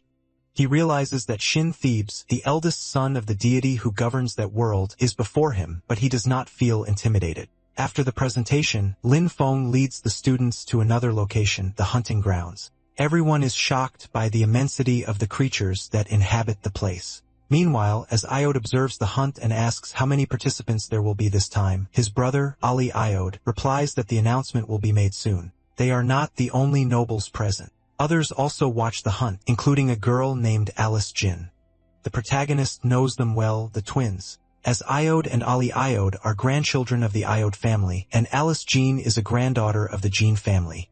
This means that representatives from 3 divine families are on-site, observing everything. Lin Feng announces that the competition will begin soon and will present the rule so that everyone understands. The hunting competition takes place in this gigantic area. Its core is the confrontation between awakened and magical monsters. The monsters, all of rank C, are captured around the world and kept there by the Divine Guild. As for the awakened, they are volunteers from various regions. To ensure a fair challenge, only awakened of rank lower than B can participate. With this, the students understand that the participants possess a strength similar to theirs. Unlike the students, however, these volunteers are more courageous. Lin announced that this year's hunting competition coincided with the festival day.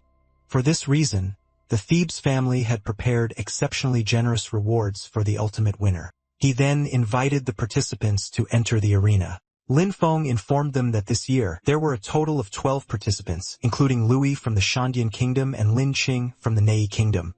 The younger students believed that these participants must possess vast experience, feeling inferior in terms of strength. However, the prospect of valuable rewards motivated some to take the risk despite the high level of danger. The protagonist, however, was the only one who showed no fear. At that moment, Shin Thebes noticed the protagonist and identified him as Bai Yi. Shin Thebes stated that he knew Bai Yi had single-handedly defeated a D-rank dungeon, but he believed Bai Yi was capable of even greater feats.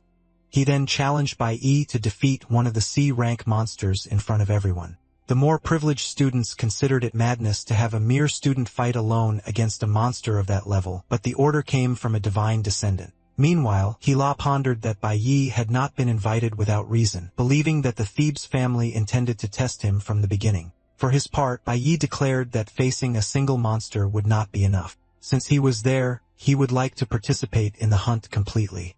Although he didn't show it, Shin Thebes was surprised by the request. Not unlike him, the others were also shocked upon hearing Bai Yi's request. Even the nobles present were surprised. After all, it was not common to witness such audacity.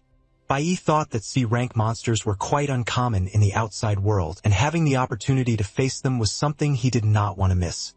His goal was to reach B rank, and for that, he knew he would need to accept increasingly greater challenges. Furthermore, 3 of the divine guilds were present about to witness his power. Thus, he wished to provide them with the greatest spectacle of their lives. Hila, in turn, expressed his desire to participate in the hunt, should there still be available spots. Next, the vice-captain also expressed interest in joining. Witnessing this scene, the spoiled students were shocked once again. Shin Thebes stated that since everyone's level was C rank, they technically met the requirements. He mentioned it was the first time ordinary students had requested to join the competition, and finding the situation interesting, he approved the request. At that moment, one of the spoiled students declared that those bumpkins were just trying to show off in front of the Divine Guild, predicting they wouldn't last long. Feeling threatened, the leader of the spoiled students announced that he would also participate. Lin Feng warned him to think carefully, explaining that teleportation devices were not allowed during the competition. Therefore, in a dangerous situation, no one would save him. Despite his fear, the leader of the spoiled students did not want to be left behind and agreed to participate in the competition. He believed that even without winning, his performance couldn't be worse than that of a bunch of bumpkins. With these additions, the number of participants increased by 8. These were the 5 from the private academy, plus the 3 from the Jiang Kingdom. From their privileged seats, the nobles considered that things had become more interesting. Then the Jin family grandson asked the twins who they would bet on. The brothers each bet 1 million on the 5 from the private academy, claiming that nobles like them would never lose to inferior commoners. However, Shin Thebes spoke up, betting on Bai Yi's victory.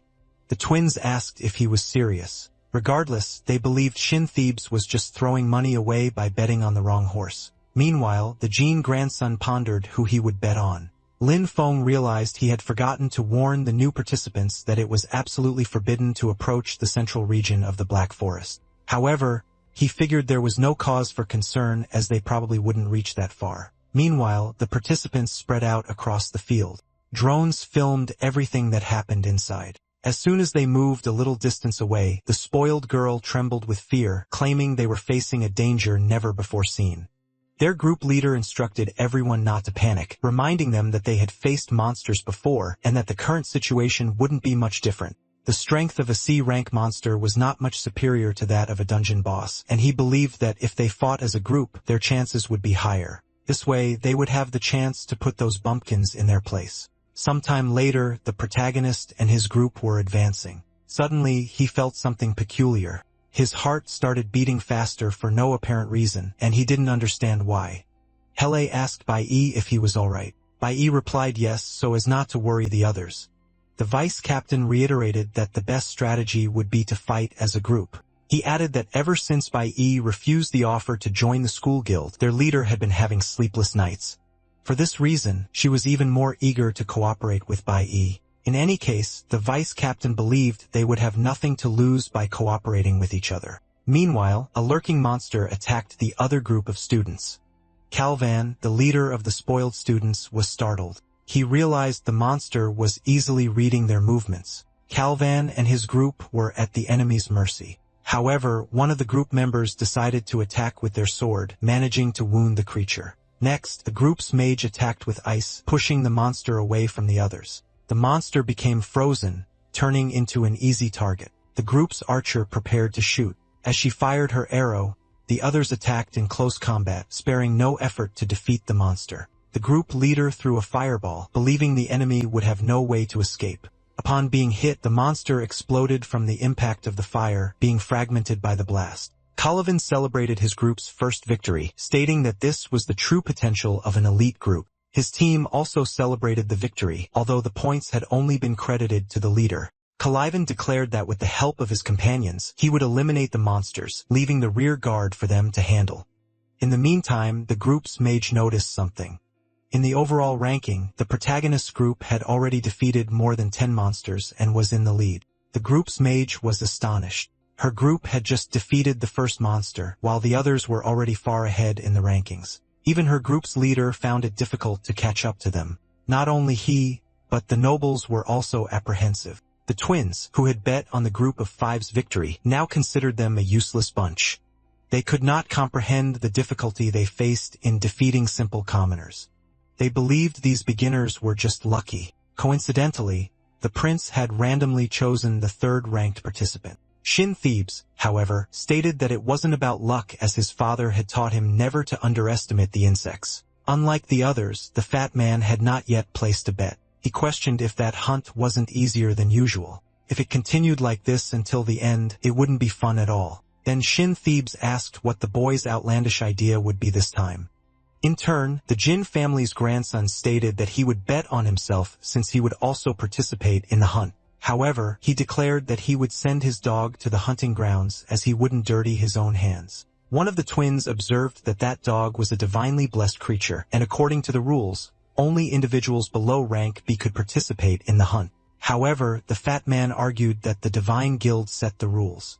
He also suggested that they take advantage of the situation and release the high-level monsters that were imprisoned. If his dog didn't achieve first place, he would be the one to die in the end. It didn't take long for the stronger monsters to appear. The first ones to face them were surprised as they did not expect such a turn of events. One of the participants withdrew from the competition and begged to leave. However, as previously warned, there was no rescue available for those within the hunting grounds. Thus, several participants were eliminated throughout the competition. Those who agreed to participate were at their own risk, but this did not prevent those on the outside from becoming worried, including Professor Huang, who was concerned about the protagonist. Unlike her, the nobles showed no concern whatsoever, for to them, it was all just mere entertainment. The twins applauded the spectacle, considering that the competition had become truly interesting. Next, they asked Thebes if he still had any monsters left. The prince, impassive, simply observed everything carefully.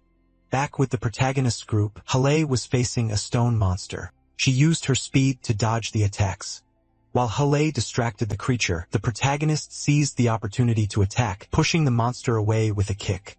However, the creature had not yet been defeated. Nevertheless, it began to suffer disadvantages as this was one of the vice leader's abilities. Taking advantage of the opening, the protagonist attacked again, defeating the monster once and for all. Hill, in turn, realized that this was the third time Bai Yi had helped her. Although they were working as a team, in practice it was Bai Yi who was in charge. Furthermore, he was only using one of his classes, leading Hele to believe that he did not wish to fully reveal himself to everyone unnecessarily. The protagonist, for his part, reflected on his rapid evolution and the wisdom of accepting the challenge.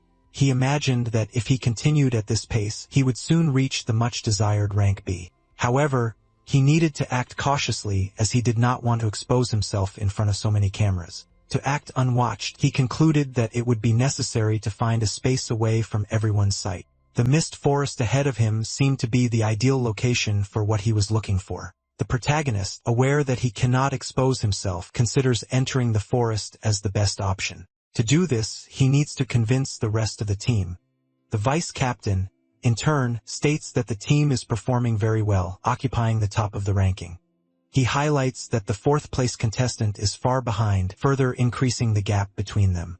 However, Hila notices something her companion did not. She reveals that a competitor is rapidly climbing the ranks. The protagonist knows Ganax, but questions the reason for his participation in the competition. He observes that Ganax is defeating powerful monsters alone. Ganax is a divine blessed, a B-rank cloud-type warrior, which gives him a great advantage against monsters. The fact that he is a subordinate of the Jin family does not diminish the strength of his powers. In a short time, Ganax reaches third place in the ranking, surpassing the protagonist. Witnessing this, the chubby guy celebrates, exclaiming that Ganax has surpassed Thebes' candidate. He adds that the prince bet on the wrong horse, and because of that, will lose the bet. One of the twins argues that having a divine blessed participate in his place is pure cheating.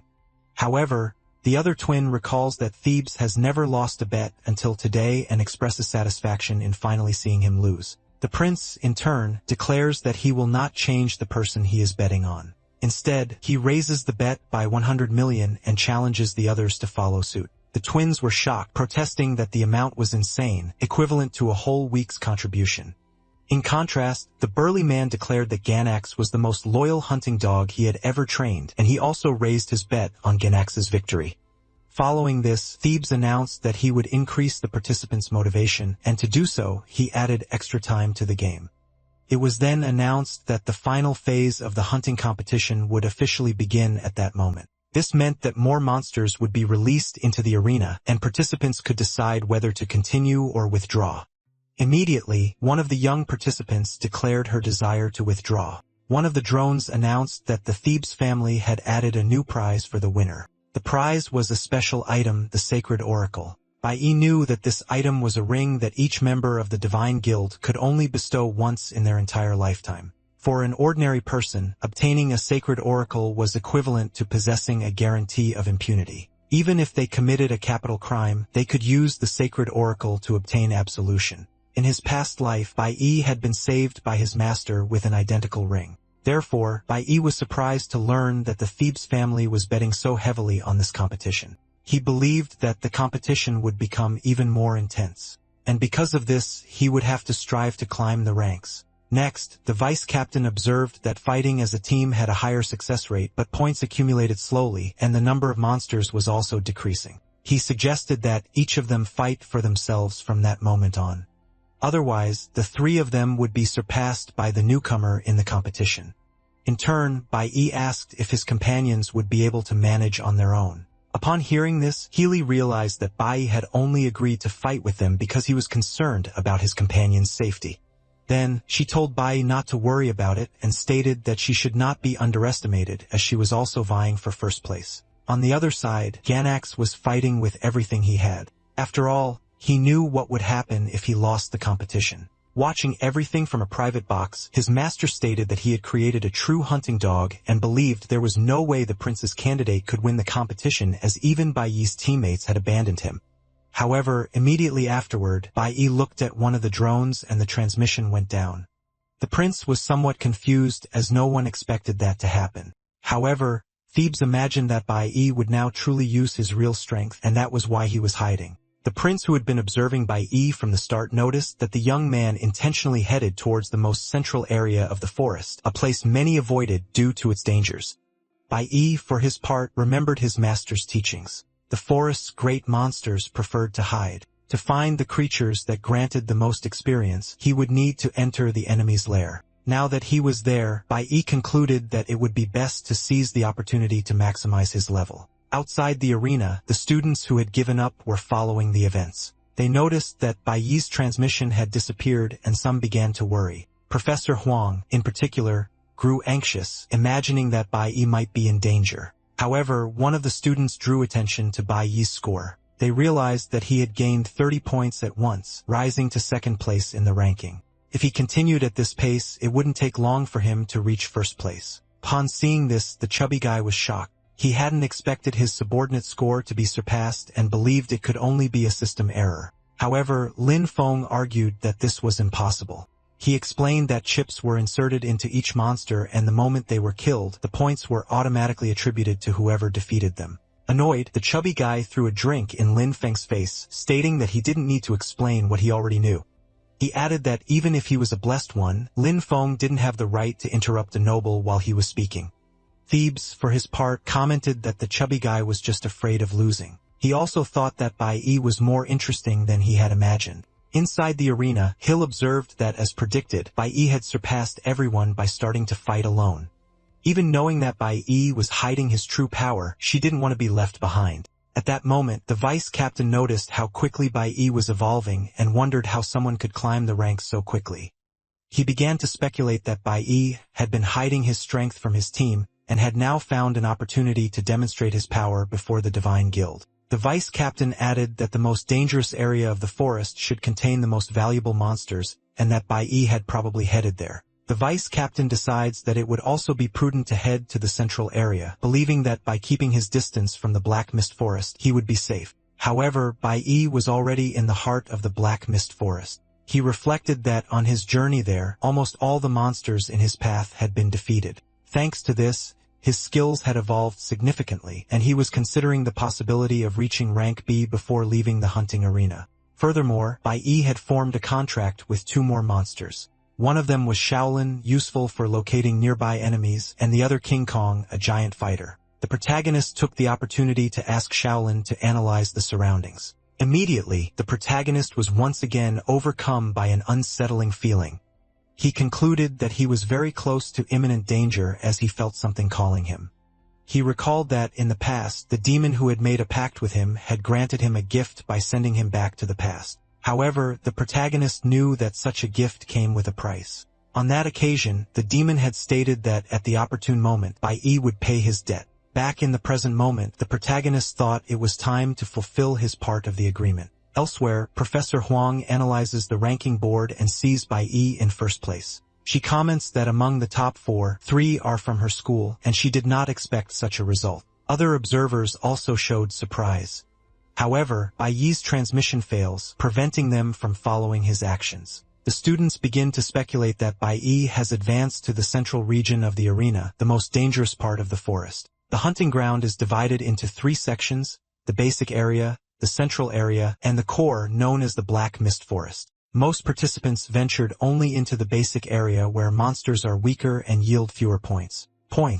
Unlike the majority, those in the higher ranking positions chose to explore the central area, which is why they accumulated so many points. Therefore, if Bai is ahead of the others, it is likely that he has advanced even further into the forest's core. However, everyone knows that this area is forbidden as rumors claim the place is cursed. Bowie's position remains uncertain, but the vice captain's is clear. Everyone can see him entering the forbidden forest. Meanwhile, the vice captain realizes he had inadvertently entered the forbidden forest. His intention was to remain only in the central area where, however, he found no monsters. The vice captain notices he is not alone when he spots Bai exploring the same environment. He wonders if Bai is unaware of the danger. Still, the vice captain believes he can take advantage of the situation. He thinks that if Bai disappears in a place like this, the god's attention will turn to others like him. While the vice captain hesitates, Bai ventures even deeper into the Black Mist Forest.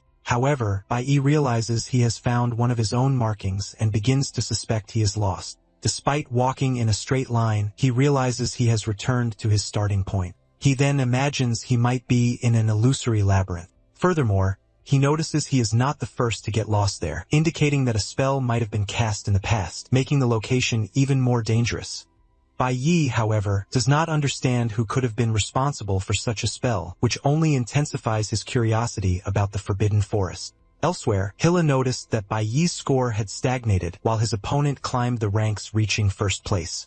Shortly after, the vice leader appeared. Hilla asked if he had found Bai Yi. The vice leader replied that he had found Bai Yi in the central area and had seen him entering deeper into the forest. Healy then wondered if Bai Yi had mistakenly entered the Black Mist Forest. Subsequently, Bai Yi's signal was lost and he disappeared from the competition system. The students were alarmed because Bai Yi had vanished even from the ranking. Huang, in particular, began to fear the worst, although she hoped she was wrong. Inside the Black Mist Forest, Bai Yi thought it best to close his eyes and not succumb to any visual or auditory illusions. He decided to trust only his instincts and follow the rhythm of his heart. By doing so, he drew closer and closer to the end of the forest. Upon opening his eyes, Bai Yi noticed a huge abyss before him. He did not expect to find an abyss in the center of the Forbidden Forest, as there was no record of it in his past life. However, he supposed that the Celestial City must be hiding something at the bottom of that immense abyss. So along with his ally, he decided to investigate what lay at the bottom. Bai Yi reached the bottom of the abyss. However, he was confused by the scene unfolding before him. He believed that it could only be what remained of a great battle. Suddenly, he was surprised. A spirit manifested at the location. Furthermore, the spirit was a boss who used its powers to summon other allied spirits. The boss asked, "How dare someone invade my territory?" and declared that it would show no mercy to any invader. Hill, following the protagonist's tracks, found monsters already defeated by him. It was a clear sign that Bai Yi had indeed entered the Forbidden Forest. Hilla realized that the defeated monsters had not posed any danger to the protagonist, which must have made him confident to proceed. The vice-captain, for his part, thought it better to continue the hunt as he did not believe Bai Yi was still alive. Hilla, however, refused to accept this idea and stated that she would go after Bai Yi.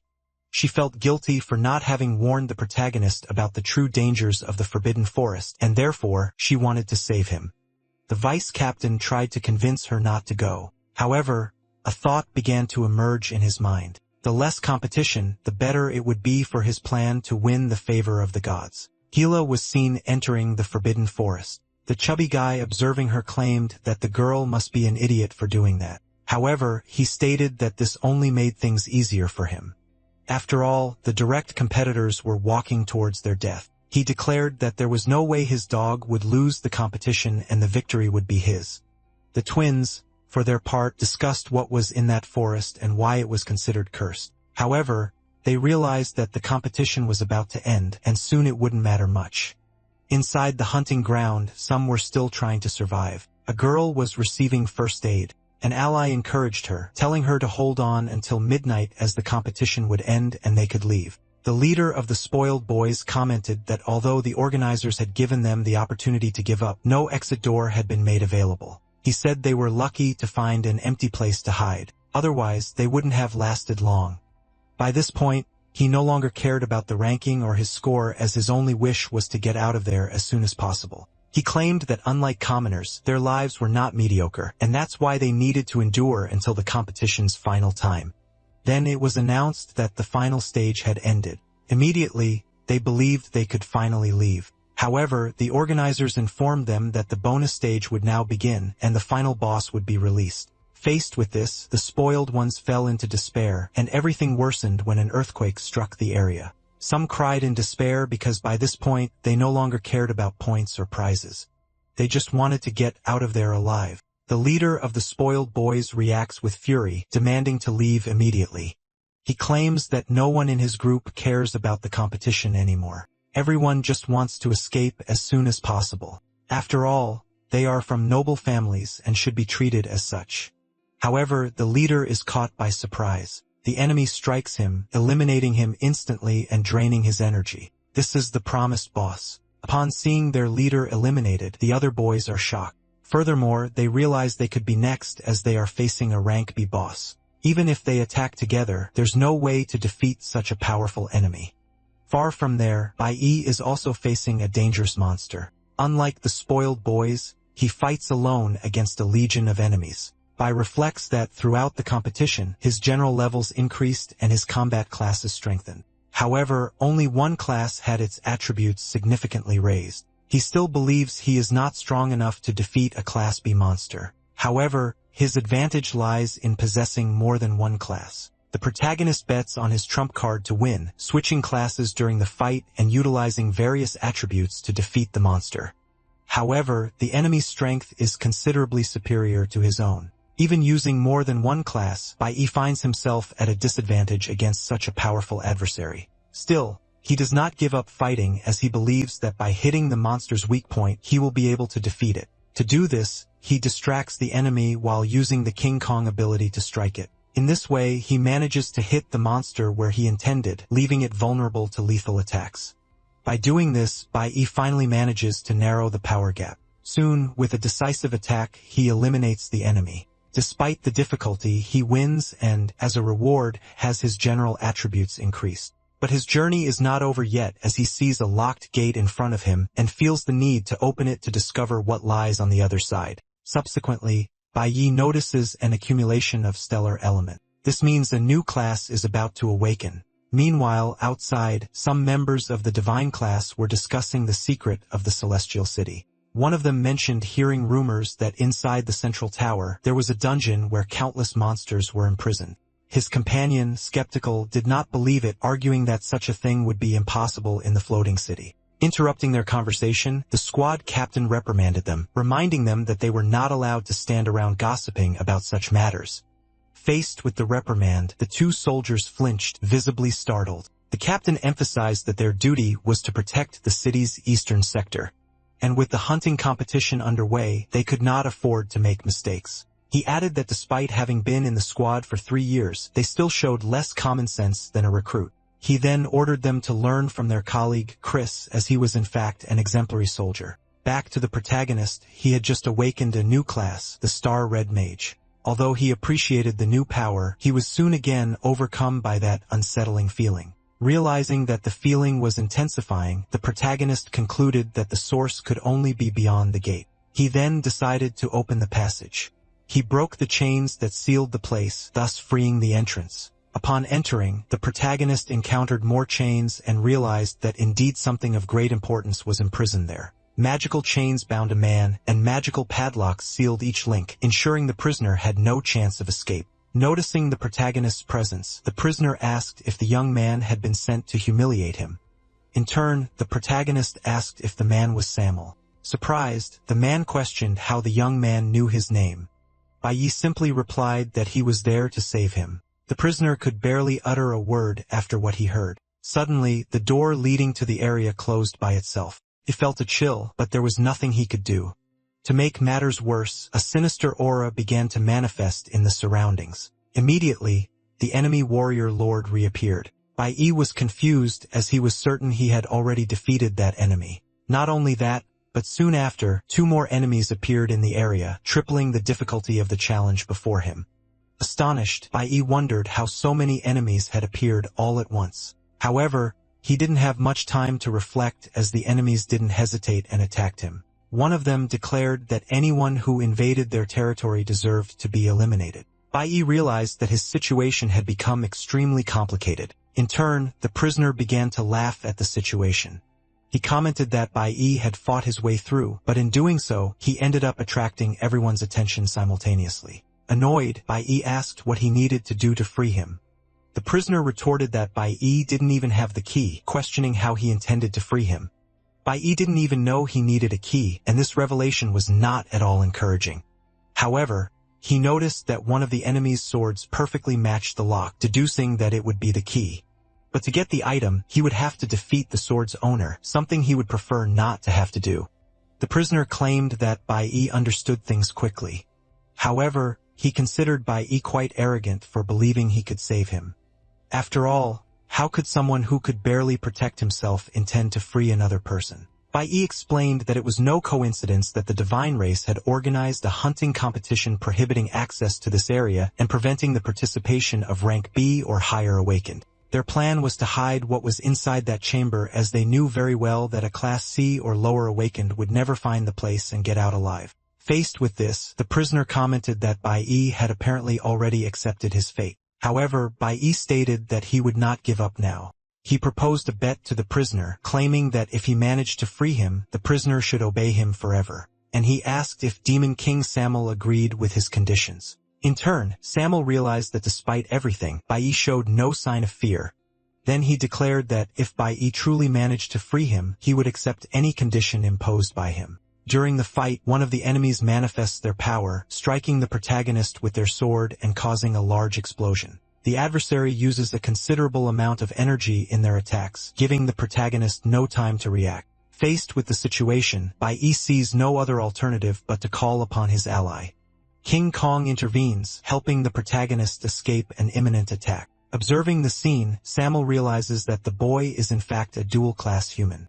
However, he knows that the protagonist is facing an army of dead souls, a battle difficult even for Samel himself. It's no wonder such powerful enemies are there. After all, to protect a place like this, such a reaction force is expected. The protagonist feels this firsthand as he is practically forced to confront the adversaries. In doing so, he can barely attack, remaining almost entirely on the defensive. Bai Yi notices that besides being strong, the enemy masters the advanced skill of matter perception, which puts him at a clear disadvantage. The protagonist reflects that even being at the top of rank C, facing so many B-class enemies is an excessive challenge. He decides to retreat instead of just defending because even with his guard up, he continues to take damage.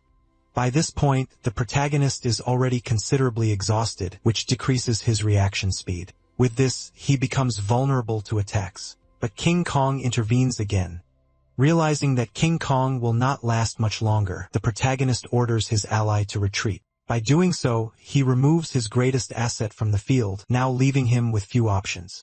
Bai Yi was aware that the enemies surpassed his power level. To eliminate just one of the warriors, he had exhausted all his strength. Now he faced 10 warriors and a general. Samel, in turn, declared that in the face of absolute power, the weak would have no hope.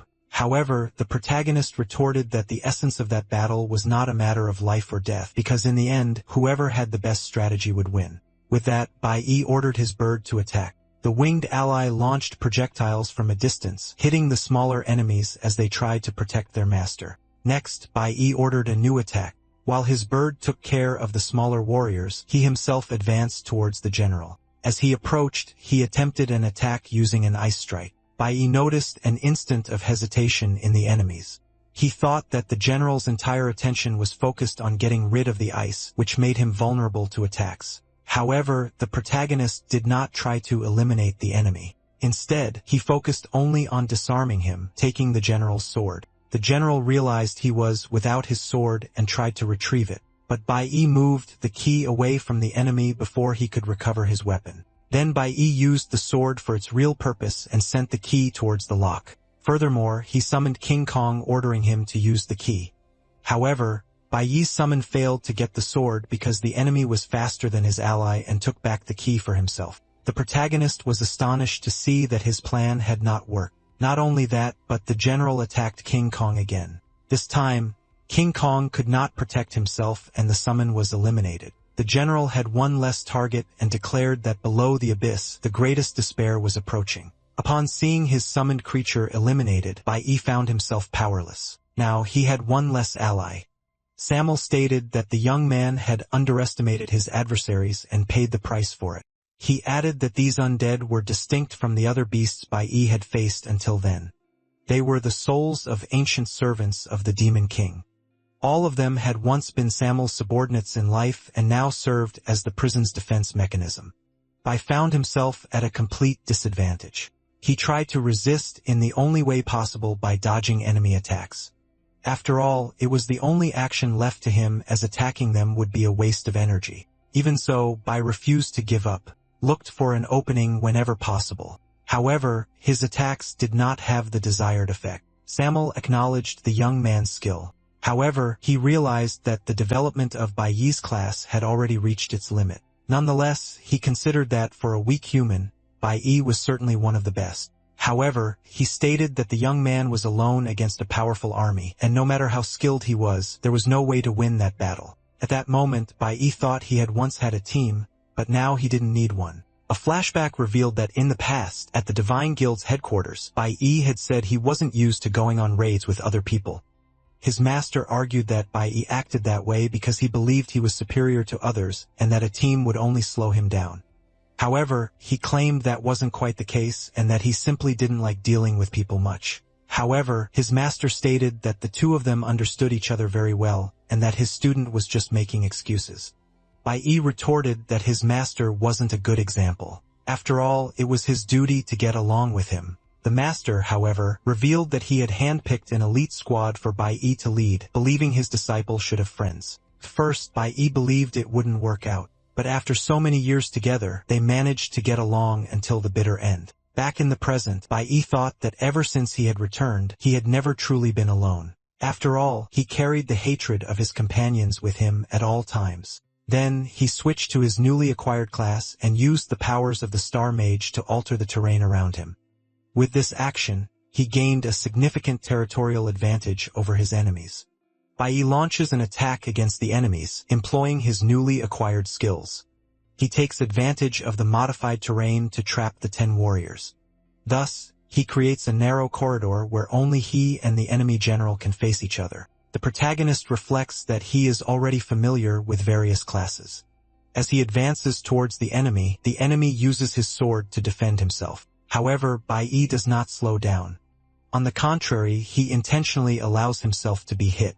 With the impact, he realizes that the blow from a B-rank general is indeed brutal. He observes that an opponent can only break the ice depending on their weapon. But now, he has placed the enemy in a situation where they cannot counterattack. Bai Yi activates his ice power, trapping the enemy as he had done before. This time, however, he successfully trapped the general. Witnessing the entire scene, the prisoner is impressed. He saw the boy use his skill to trap the other enemies, leaving only the sword wielder free.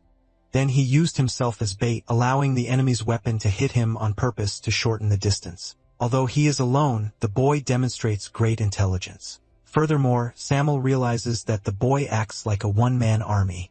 In turn, the protagonist manages to take the enemy's sword, and now he possesses the key to free the prisoner. Immediately, Bai Yi throws the sword into the lock. However, the general does not remain inert. She declares that she will not allow this to happen and uses her strength to break free from the ice once more. Nevertheless, the sword is already fitted into the lock and the liberation process begins immediately. At that moment, the Demon King states that the boy has truly managed to free him. With the liberation process already underway, the protagonist, Bai Yi, approached and reminded the Demon King of the promise made, demanding that he fulfill his conditions. Immediately, the Demon King advanced and captured Bai Yi. At the same time, the general soldiers managed to free themselves, leaving Bai Yi in an unfavorable situation. However, Bai Yi declared that it was time for the prisoner to honor his part of the agreement and ordered Samuel to eliminate the entire undead army. Samuel responded that he would do so anyway, dispensing with the need for a second request. Next, the Demon King activated his powers, stating that he would not forgive any of the traitors. Samuel positioned himself before his former army and quickly began to attack them one by one. His accumulated strength was unleashed against the reanimated soldiers who had no chance to counterattack as they faced a far superior adversary. Samuel exterminated the soldiers in seconds and shortly after addressed the general. He moved Bai Yi out of harm's way and struck down the army's leader. Bai Yi realized that the Demon King's strength was enviable and merely watched as Samuel eliminated the enemies. Samuel declared that the others still hadn't understood that they couldn't defeat him. The remaining soldiers even tried to react, but they had no chance of victory as they were confronting an incomparably more powerful opponent. The Demon King stated that his former allies had made a mistake by betraying him and would now make them regret it. Samuel, the Demon King, vociferated against the soldiers, calling them ungrateful traitors. He unleashed his fury upon his opponents, granting them no chance to react. The Demon King reminded them that this place had been their home, but everything changed with the arrival of that group calling themselves a divine race. He stated that the situation would be different if his soldiers had remained by his side. However, instead of resisting, his allies chose to betray him. Thus, from loyal soldiers they transformed into mere war dogs for the enemies. With fury, the Demon King asked his former allies if their decision had been worth it. In response, the general claimed that the army had made that decision to survive as there was no way to win the war. However, the Demon King retorted that it was no excuse. After all, that did not change the fact that they had betrayed their king. The general did not disagree and therefore expressed his desire to be eliminated forever. But the Demon King declared that he would not consider a traitor's request. He added that traitors like him did not deserve a quick elimination. Instead, he would give them an appropriate punishment. At that instant, Samuel attacked the general without mercy. The general pleaded to be eliminated until his request was finally granted. However, it was not the Demon King who delivered the mercy blow, but rather the protagonist. Then Samuel stated that the boy had interrupted his revenge and asked who he thought he was. In his past life, the Demon King Belphegor requested Bai's help to locate the other 6 demon monarchs. Bai asked who these 6 were. Belphegor clarified that they were the other demon kings, and that when the time was right, the protagonist's new heart would sense the presence of these individuals. The demon kings harbored hatred for the gods, thus sharing a common goal with Bai. In this way, after freeing them, the protagonist could turn them into his allies to annihilate the deities who dominated the world. On that occasion, Belphegor became excited at the mere prospect of his plan coming to fruition, stating that the gods would not be able to escape a joint attack. Once defeated, the world would no longer be dominated by the divine race. Back in the present, the protagonist Bai explains that he demanded that the prisoner Samuel eliminate the enemies immediately after being defeated. However, instead, Samuel chose to toy with his targets. Faced with this behavior, Bai felt compelled to put an end to the reanimated spirits once and for all. Furious, Samuel declared that the fact that Bai had freed him did not mean they were on equal footing. However, the protagonist argued that the Demon King would not be able to leave on his own as that tower served to suppress his powers. If Samuel wished to remain there forever, he should eliminate him at that very moment. Upon hearing this, even though he disliked the idea, Samuel recognized that Bai was right. Then the protagonist asked Samuel if he remembered Belphegor. The Demon King is surprised to hear that name. However, the protagonist reveals that his presence there is due to a condition imposed by Belphegor. Confused, Samuel asks how a mere human could know Belphegor. Bailey explains that his survival was guaranteed by Belphegor, who granted him a new heart. For this reason, he has an agreement to fulfill, and the first step was to free Samuel. Next, the Demon King inquires about the next step. The protagonist declares that he will cause a great commotion in the area. After this conversation, both leave the imprisonment chamber. Upon reaching the 2nd level of the abyss, Samuel reveals that the city was originally his. He barely remembers how many years he remained imprisoned there. What he remembers is that after they discovered that habitat full of crystals and demonic power, the situation began to change drastically. This is because a group calling themselves the Divine Race invaded his territory with an army. While the demons were building their home, they were surprised and annihilated by the enemies. The territory was plundered, and the survivors were turned into slaves. Subsequently, the invaders converted the location into the Celestial City divided into 2 levels. The upper level, exclusive to the Divine Race, is filled with luxury and pleasure. The lower level, however, imprisons all who tried to resist the Divine Revolution. Samuel and his followers were the first to be confined. To keep them captive, the enemies erected a barrier on the upper level, permanently sealing everyone on the lower level. Since then, the enslaved have worked tirelessly day after day to sustain the luxurious lives of the upper-level inhabitants. Some are even used as a source of energy, having their souls literally sucked out. All of this serves to keep the city floating at the expense of those who lost the war. After so much time in imprisonment, some have forgotten their own names and the lives they once had. Samuel comments that if the Divine Race hadn't been out of options against him, perhaps he would have suffered the same fate as the others. After hearing all of this, Bai states that the floating city is in fact the most accurate portrayal of that world. Those at the top sit comfortably in the heights watching over and enslaving the less fortunate. For among humans, there is no true justice. However, he observes that if all the city's energy is concentrated underground, executing his plan becomes easier. He instructs the Demon King to free all the enslaved and destroy the energy furnace. Meanwhile, Bai will return to the surface to destroy the barrier that imprisons the demons. However, Samuel argues that the boy is not strong enough to destroy the magic barrier. After all, not even he, the Demon King, possesses such power. Nevertheless, the protagonist states that he is not alone. For before entering there, he had prepared everything. Bailey declares that the moment he agreed to enter there, he had already planned to free the Demon King, and that is exactly what he will do. His plan is to demolish the city's main tower, which will open the necessary breach for the demons to reclaim their ancient home. Returning to the hunting mission, the group of privileged students is being overwhelmed by the final boss. They witnessed the fall of their leader, the first victim, which left them terrified. However, one of the young men tries to keep the group's morale up, stating that the only way for them to survive is by fighting together. Another boy, however, argues that this will not be enough. As a noble, he believes his duty is not to fight, but rather to command others to do so, and he regrets having accepted the mission had he known it would end this way. He adds that this is no ordinary monster. Therefore, he will not stand by waiting to be the next one eliminated, nor will he continue in this tournament for mere pennies. Annoyed, the young man who had taken the lead replies that he is not there for mere pennies. He reveals that he is not there of his own free will. A flashback shows that before the tournament began, the Divine Guild sought out the young man at his home, informing him that his wife had been selected to participate in the hunting competition. On that occasion, he explained that his wife had just given birth and was breastfeeding, and he offered to take her place. The Divine Guild member warned that disobeying a direct order was considered a grave sin and questioned if he and his family were willing to face the consequences. Back in the present, the same young man states that the hunting competition is nothing more than a massacre orchestrated by the divine race for the entertainment of others. He concludes that everyone there is merely a toy for the gods. From the skybox, the corpulent man laughs at the participants, stating that they are amusing when overcome by fear. The twins agree with him, hoping that the boss eliminates all the weak ones, and they consider this to be the best hunting mission they have ever witnessed. Back in the fight, a woman desperately tries to hide from the monster, overwhelmed by an immense dread. She is the wife of the young man who was summoned for the competition, and both were forced to participate even though she had just given birth. The young man tries to protect his wife from an imminent attack, but this action puts him in serious trouble.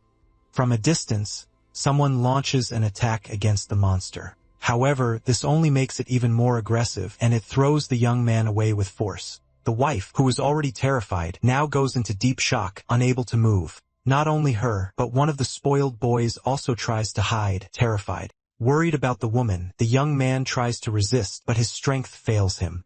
Incapacitated, he can barely move. However, another figure appears on the battlefield. It was Ganax, the same one who had attacked the monster moments before. He attacks again using his ice powers to try and contain the creature. Upon seeing Ganax in action, the spoiled boy recognizes him as the top-ranked participant. He and the other spoiled boys believe they are now safe. However, Ganax declares that from the moment they stepped onto that battlefield, everyone's fate was already sealed. He states that no one will leave there alive because this is the game the gods enjoy. Ganax, using a communicator, hears his boss's voice on the other end who questions who authorized him to spoil the noble's fun. In the skybox, one of the twins laments that because of the Jin family's dog, the fun ended prematurely. But the fat man reveals he has an idea in mind and asks if they are ready for something even more thrilling. Through the communicator, he orders Ganax to immediately stop what he is doing. As punishment, he demands that Ganax eliminate the woman in front of all the other players. Back to the protagonist, he reveals his entire plan. At this moment, Samuel observes that Belphegor's chosen one is, in fact, quite interesting. He states that he promised the boy a condition, but has not yet fulfilled it. Therefore, Samuel declares that he will take the initiative, gifting the protagonist in advance as a form of gratitude for his liberation. The Demon King explains that the young man's heart can absorb all elemental forces. Thus, he injected into the protagonist all the power he had accumulated over the years. Immediately after this, the protagonist felt the force being absorbed. He acquired a new class and now possesses the power of lightning. In addition, Samuel gave the boy a ring, explaining that the item can be used as an infinite space storage. The ring also has an additional function. It houses a voice transmitter. Thus, if the boy shouts into the ring, Samuel will know his location. No matter where the young man is, Samuel will realize he is asking for help and will find him immediately. Samuel then revealed that his original name was Samuel, but now he is called Lu Yun. He changed his name after certain events, but only shares this information with the few people he trusts. The protagonist promised to keep the new name. However, the protagonist observed that they were running out of time. He announced that he would go up, and as soon as the barrier was destroyed, he instructed the Demon King to remove everyone present from the location immediately. Then, the protagonist called his bird and prepared to leave. Lu Yun promised that the next time they met, he would hold a celebratory feast. The protagonist accepted and flew away. Both were determined to fulfill this mission, and more than that, wanted to turn the gods' playground upside down. Back at the hunting ground, the young man was trying to convince Ganax to help his wife. Meanwhile, Ganax's boss was trying to force him to act in the opposite way. Ganax, in turn, took the communicator from his ear and broke it, refusing to obey the orders. He then instructed everyone to quickly withdraw from there as he would try to buy time. Witnessing his subordinate's attitude, the chubby man became furious. Even the twins were incredulous at Ganax's rebellion. Subsequently, the chubby man declared that he would eliminate his dog as soon as he found him again. Shortly after, one of the twins noticed something unusual. He realized that Bai's name had returned to the ranking, which indicated that the protagonist was still alive. Speaking of the protagonist, he had just emerged from the dark forest. He knew that from the beginning, this competition was nothing more than mere entertainment for the nobles. Whether demons or awakened ones were competing, everyone who entered that field were nothing more than pawns in the hands of the gods. However, he had discovered a way to balance the situation.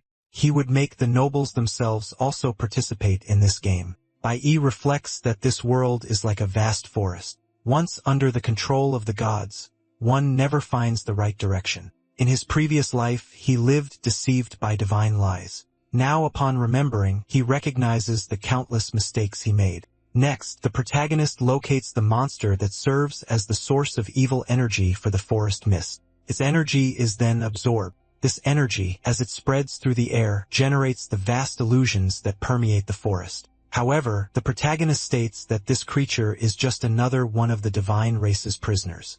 The narrative then transitions to a flashback. In it, we see He Li, still a child, being woken by her brother. He woke her and asked her to follow him without question. Both hid inside a hiding spot, and the older brother asked his sister not to make any noise. He did not understand the situation until she heard a strange sound coming from outside the hiding spot and realized it was a monster. Furthermore, she saw her parents fallen on the ground, understanding that they were no longer among the living. The creature then approached the siblings' hiding spot, putting them in grave danger. Back in the present, Hilo wakes from the nightmare. The protagonist calms her, explaining that she had been affected by the forest mist but was now safe. Still frightened, Hilo tries to assimilate what had happened, but the protagonist reassures her, stating that everything would soon come to an end. In the noble's box, surprise takes over as they see Bai's name return. The twins find the turn of events amusing as at the exact moment the Jin family's subordinate rebelled, their greatest rival returned to the game. Unlike them, the corpulent noble shows no satisfaction, feeling humiliated by all the events. Faced with this, he demands that thieves release the demonic stimulant. The prince warns that the substance is too dangerous, and that a rank be lowered upon using it could face severe consequences. However, the corpulent noble declares he does not care about the details, wishing only that everyone inside be eliminated once and for all. Thebes maintains his reluctance regarding this decision. The chubby man, furious, tries to persuade him to change his mind and even attempts to win the twins over to his side. The twins, finding the idea amusing, do not oppose the decision. In contrast, the chubby man's sister tries to dissuade him, but he completely ignores her. The chubby man claims to have the majority on his side and demands that Thebes provide the stimulant. Faced with the pressure, Prince Thebes declares that he will comply with the request. The chubby man then orders them to deactivate the ranking system. For him, points no longer matter.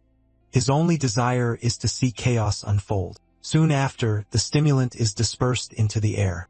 Some of the players do not understand what is happening. However, the monster that was previously contained absorbs the stimulant present in the air. Quickly, it manages to free itself from the ice that imprisoned it. Thanks to the stimulants, it becomes much stronger. The boss, who was already powerful, becomes even more aggressive with this increase in strength. It begins to use the surrounding trees as a food source, sucking their energy.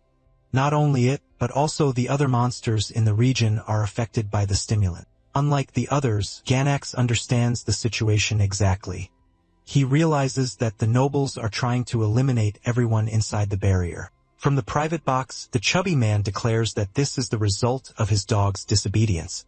He claims that his doormat should never have tried to escape his control, for being against him is the same as being against the gods. However, something unexpected surprises the nobles. The system announces that the divine barrier security is failing and that the protection will soon be deactivated. Frightened, the chubby man questions the reason for such an occurrence. Before any answer is given, the barrier system collapses and the monsters imprisoned within it manage to escape. Immediately, the twins tremble with fear, ordering that the problem be resolved without delay.